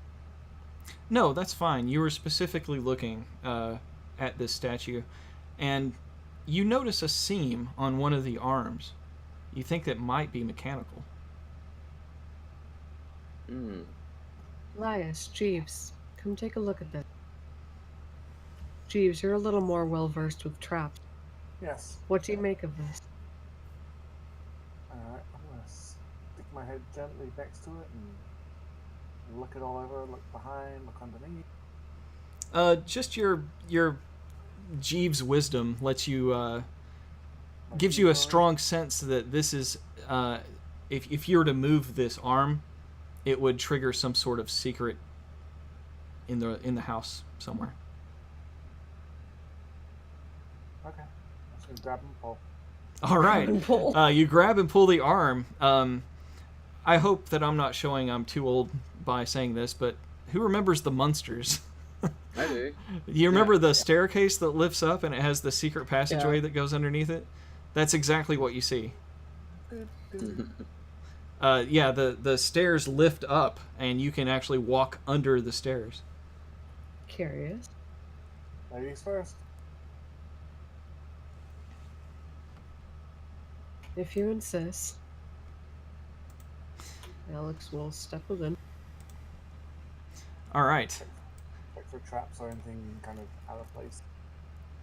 Well, what order would you all three like to go in? We'll I do guess- Alex, Elias, Jeeves. All right. Alex first, Elias, and then Mr. Jeeves. Go down.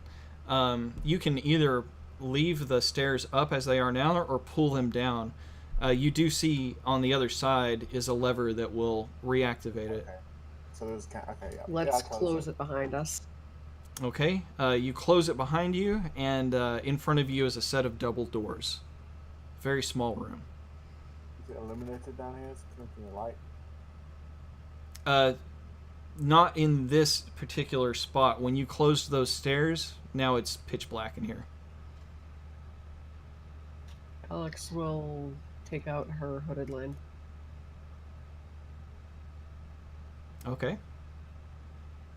I'm gonna go check the door for the obvious traps and locks and. These double doors do appear to be locked. Okay, is there any sound coming from beyond? Go ahead and roll perception. She's closed fast, as I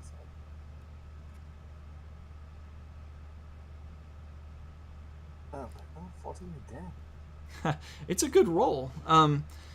The air is immediately cooler down here. You don't hear anything on the other side.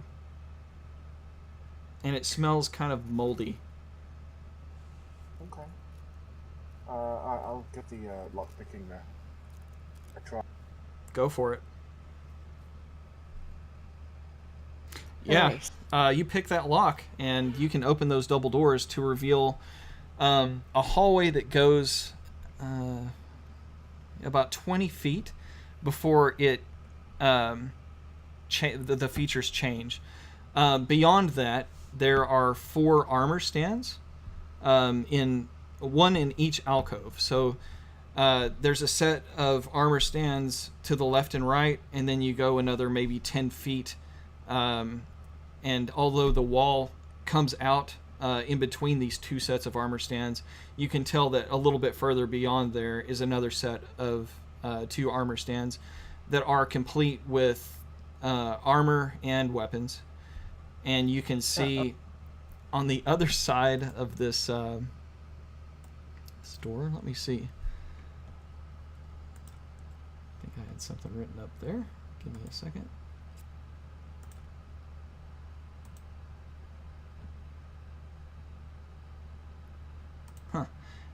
Oh, I've got that in a in a Google document somewhere. That's fine. I've got it on memory. The most amazing feature to you, however, is that the double doors opposite of where you came in is some sort of ghostly face that looks like it's half sticking outside the wall. And it immediately notices you when you come in. You can see this face is so large it almost takes up the double doors. So it's no normal size human head, but it's a human ghostly face that blocks this door. And it's looking at you. It's definitely noticed your presence. Pay no attention to that man behind the curtain. You see wisps of its ghostly long hair sort of blowing in some invisible wind. Huh. Elias says, "What in the hell is that?" I'm gonna use my invisible mage hand and just like waft it through. Wait, I got this. On a throne of blood, on a mountain of skulls. It has no effect. The thing is just staring at you. Okay. Is your name Vigo by chance? Was that a Ghostbusters 2 reference? Yes. Yeah. Oh boy, I haven't seen that movie since I was a kid. So was what I just said previously. That's what I'm putting that together now. Yes. The child.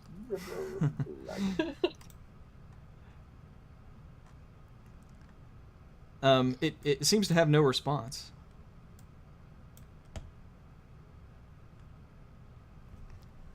Are you the guardian of this hallway? It's not talking. Can we tell what's behind it? It's halfway stuck through a set of double doors. It looks like the guardian to a door. May we pass, please? No response. Really? It doesn't even nod or shake its head or anything? You are absolutely sure that it is seeing you and probably hearing you, but it's not answering you. Open sesame?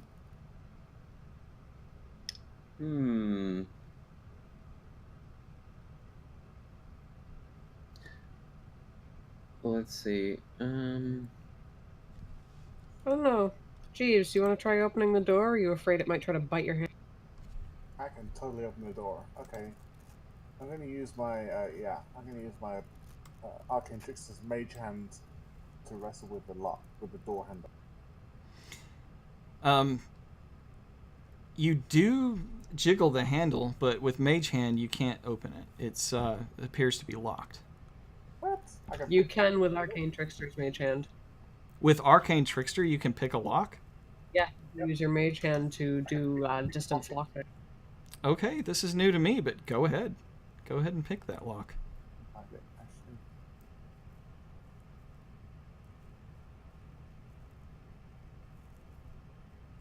Yeah. There you go.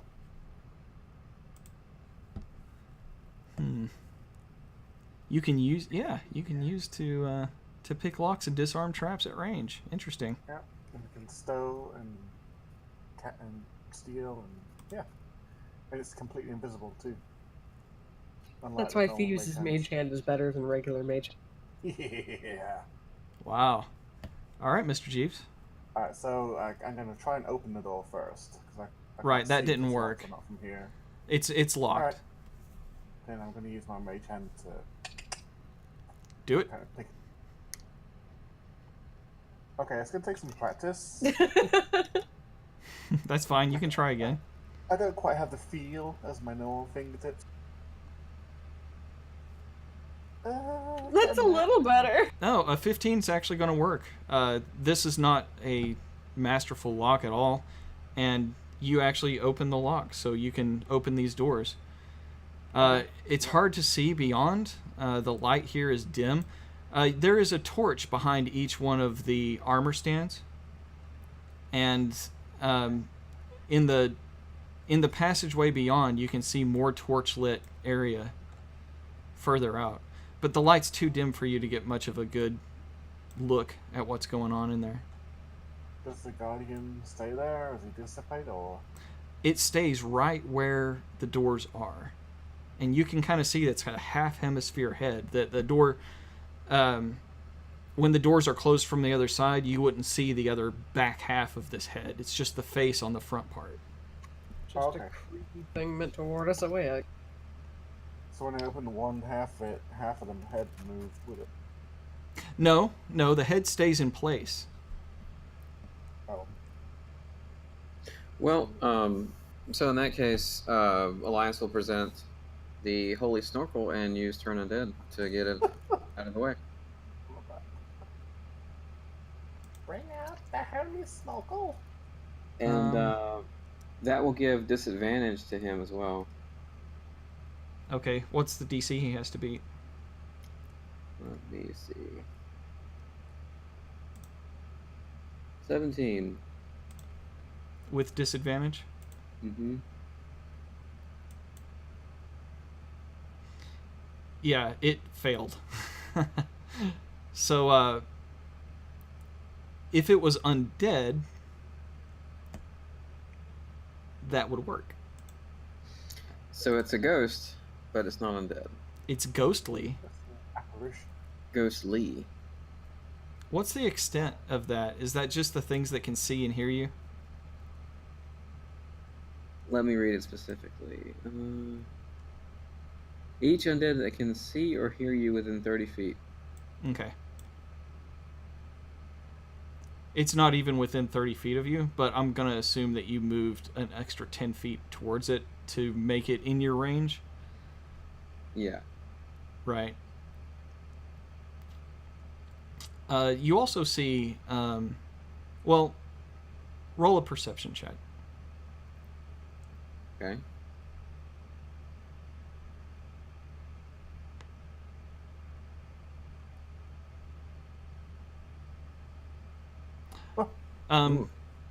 You notice there are bloodstains right where the features of this hall start changing to where there's armor stands and towards the face. That, let's see, about 5, 10, 15, 20, 25 feet all the way up to the face of the door. There's a streak of bloodstains all the way to the door. And yeah.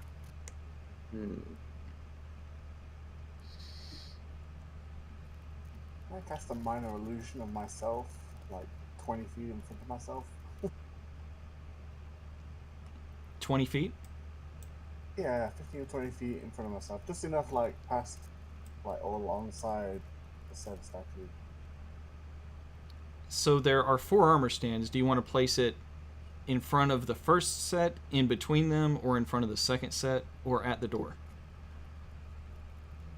Let's say right in front of the first step. First set.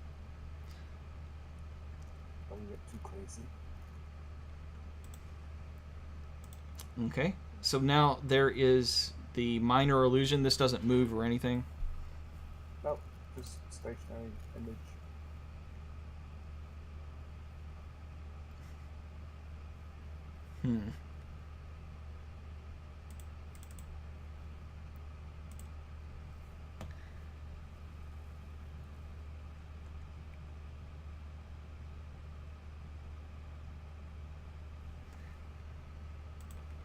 All right.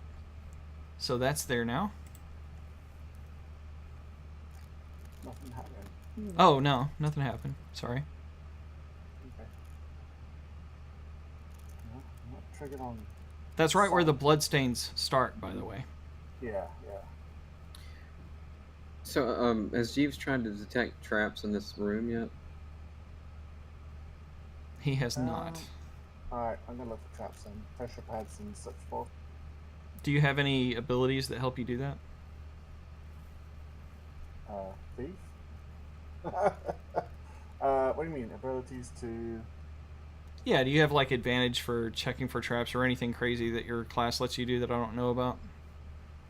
Oh. I just don't want you to find out later that you could have done something that would be useful. Alright, nobody move.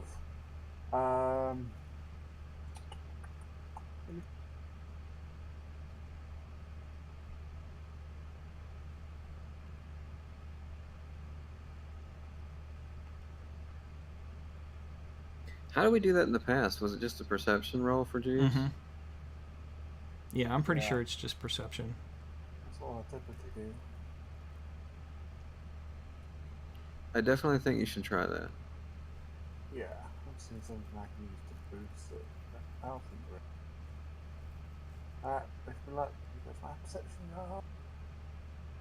Ooh, excellent. Ooh. Yeah, Mr. Jeeves, you notice the second set of armor stands, they may be some sort of trap because you see that the bricks on the floor are in side-by-side 2 patterns that will rotate 90 degrees and then continue that pattern throughout the rest of the place. But you see that some of those are raised just slightly higher. To the untrained eye, you don't think that you would have seen this, but because you rolled a 26, you can tell that if you don't step on just the right brick when you're going to that door, then those armor stands would probably be rigged to attack by sliding in and hitting someone. So it's some sort of mechanical trap there. And you also get the sense that that ghostly face itself is probably some sort of defense. You're not sure what. Yeah. But you would classify it as a trap. Mhm. Is there any like debris or anything around here that I could just like throw onto the pressure pad just to watch it work? Well, you have that finger.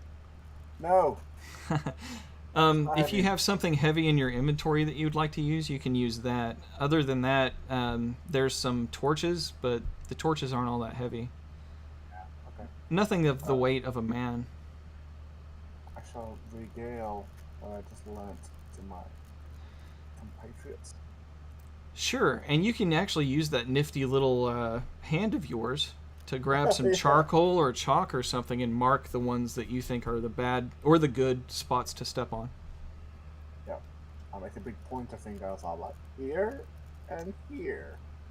Yeah, that works too.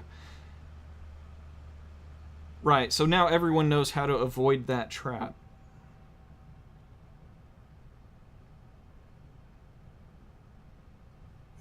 No. Why trigger it with mage hand if it's strong enough?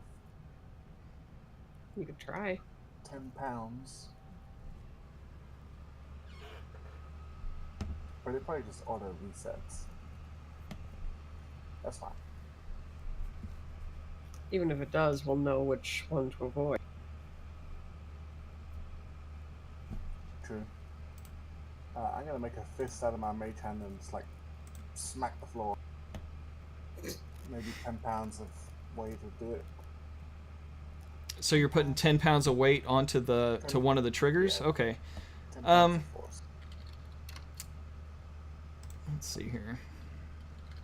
It's like a really big kitty cat.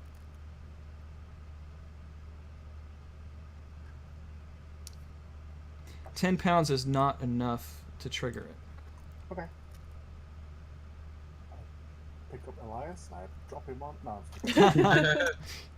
That would Well, definitely he's wearing work. fancy plate armor, so I mean, he should be safe. Okay. Yeah, I'm just gonna point him out and then advise. But I do think that the ghostly apparition phase is. Well, Elias has had enough of the apparition face. He's just gonna walk through it. Oh. All right. Elias walks past the still image of Mr. Jeeves that was cast first in front of the first set of armor stands. And I'll dispel that. oh, okay. You dispel that as Elias walks close to it. Elias passes those and then gets to the trapped area and remembers exactly where Mr. Jeeves pointed out and is probably still pointing out with his hands. This one's good, this one's bad. Give him a thumbs up when he's done.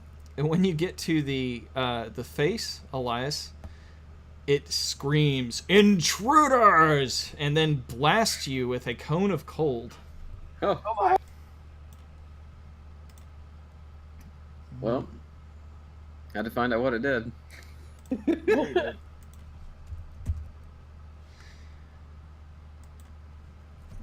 Cold. Let's see here. It's a classic. Yeah.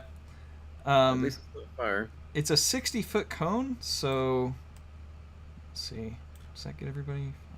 5, 10, 15, 20, 25, 30. Yeah, you guys are only 40 feet away, so it's going to get everybody I have in the cone. resistance. All right. Resistance to cold or just evasion or something? No. Resistance to cold. How do you have a resistance to cold? I have a It's a ring of reptile. warmth. Huh? I have a ring of warmth. Oh, Oh, you do have a ring of warmth. Awesome. wow. And I think with my evasion, I can avoid certain area spells, such as. Yeah, I think this might... Yeah, read that real good because we're about to blast some fools. I'm going to Where'd the need ring of- a Constitution saving throw from everybody. Where did Ring of Warmth come from? I've never even heard of that. Natural good. 20. Whop, whop, whap. I'm good. Con save? Yeah. The cold never bothered me anyway. Oh God. Oh no. Oh, damn, Elias. All right. 4. So Elias failed. He's having faithful on blast for here. I'm So closest to it. Alex and Jeeves will only take half damage unless Jeeves gets no damage, which is probably the case, No, right? The evasion is only if I have to make a dex saving throw. Oh, okay. So, but I still all right. take half Yeah. damage. Half damage for you then. So let's see. Is it chilly? Yeah, it's cold damage. So 43 points of damage in half is 21 points of damage to Alex. Oh, Let me get this combat tracker up here. So 21 wound points to you. Elias, did you have temporary hit points? Or no, you got your butt kicked by that bird. Yeah. All right, let's see. Okay, now half damage for Mr. Jeeves. Let's see, that's... So 34 and a half is 17 to Mr. Jeeves.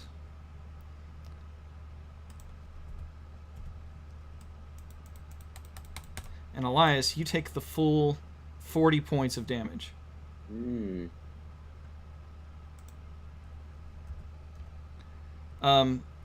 Mr. Jeeves, you said that you had resistance, right? Yes. So instead of taking 17, you take half of 17, which is what? No, I already made that. That's already half of. You Wait, saved. Yeah, so you roll, made the I save, saved, so it's half. right? So Right, it should So half of that would be 8. 8. Yeah, we always round down in D&D. Always, Right, you have to right, round. Yeah, so save it. All right, so you only get 8 points of damage.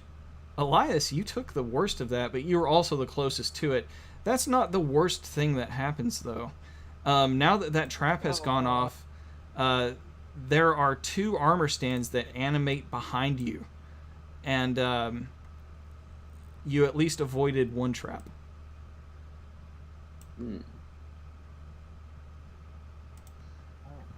So let's go Time ahead. for initiative. Yeah, let's go ahead and roll initiative.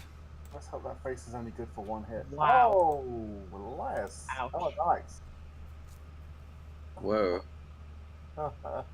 All right, Elias, you were here. Oh, I'd geez. say. Oh, God.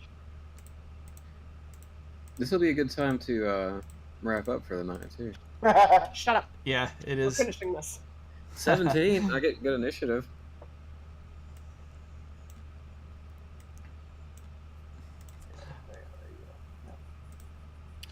All right, so Elias, you will be going first. The armor stands animate behind you. You can tell that they are threatening. However, you will be going first.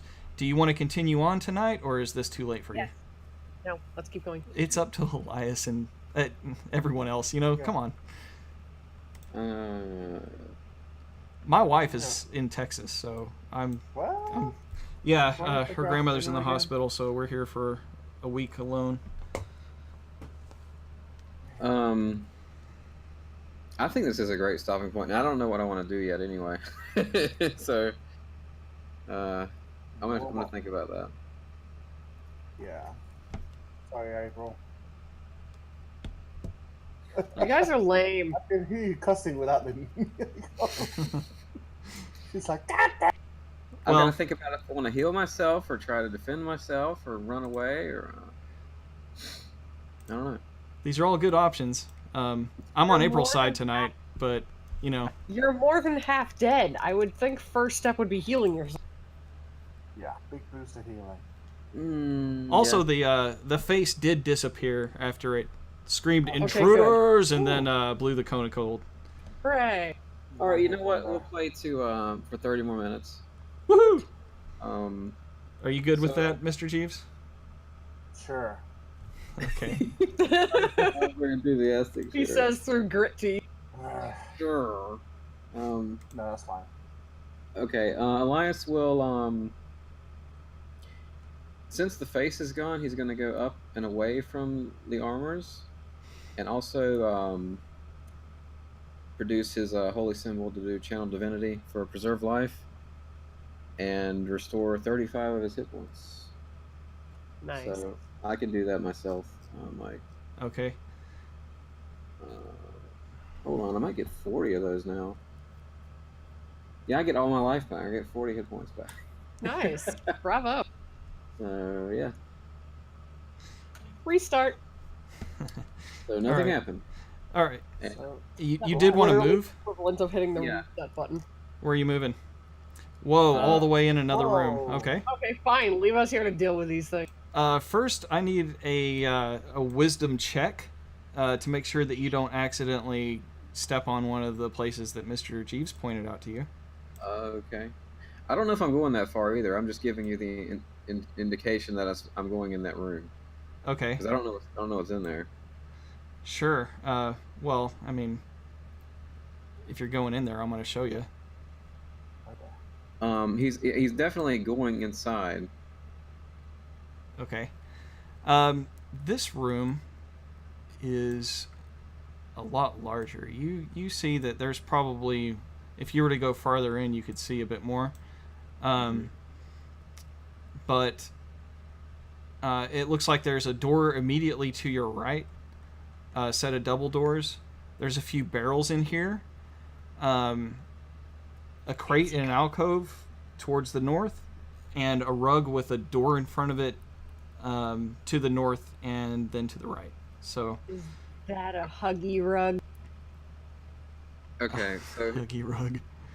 I'll go pretty much where I was before, right here, and I got a 19 on the wisdom thing. Okay, yeah, no problem with the trap. Actually, hold on, that was an insight. My bad. No, that's fine. That's fine. Okay. You sense the motives of the room. It wants to kill you. Yeah. It's still Okay. it's still based in wisdom. It looks like we're not in turn order. Yeah, we are.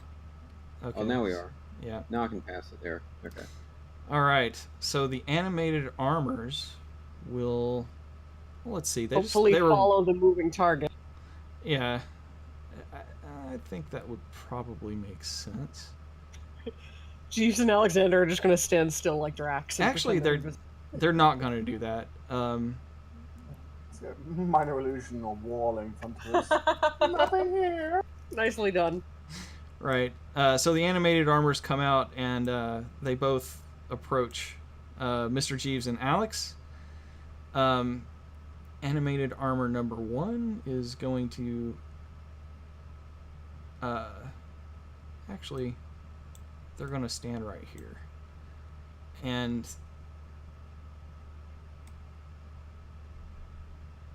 Let me see how smart these things are. I need to roleplay them appropriately.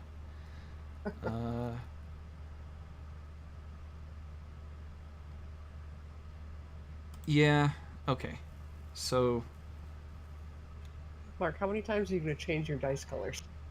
Until I get 20s every time. As many times as it takes. oops.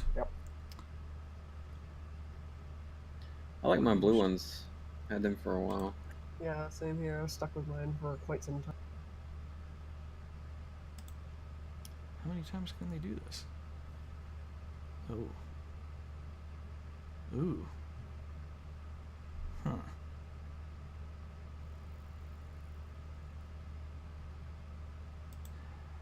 Is this like a new map pack or something, Mike? I haven't seen one like this before. This is all me. You guys are off the grid. I did not make this map, but I found this map and I've used it to make this little dungeon. Okay. Okay. What are these armor lords doing? Well, I'm having a hard time Trying- knowing if they could get past that trap or not. I didn't think about that when I made this room. But I didn't expect anybody to run on in there. They really want Elias because he went in. But And he is a moving target. Would they really know about the traps? yeah, they know about the traps, but that doesn't mean that they can like get Yeah. through it. They know they're there, but they're not smart enough to dodge them. Right, I think they've been told not to do that, not to go in there. They're here to attack people that are in this alcove. But they really did not like Elias going through there, and honestly, they would be more effective fighting Elias instead of this shocking bolt that streaks toward Alexandra. And hits, causing lightning damage. But it's only 4. They rolled 2, 1, and 1 for that.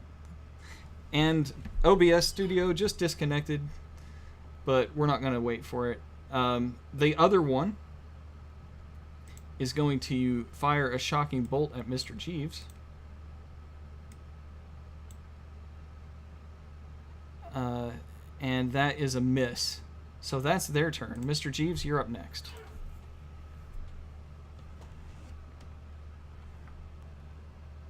Did I completely disconnect from absolutely everything? Can anyone hear me?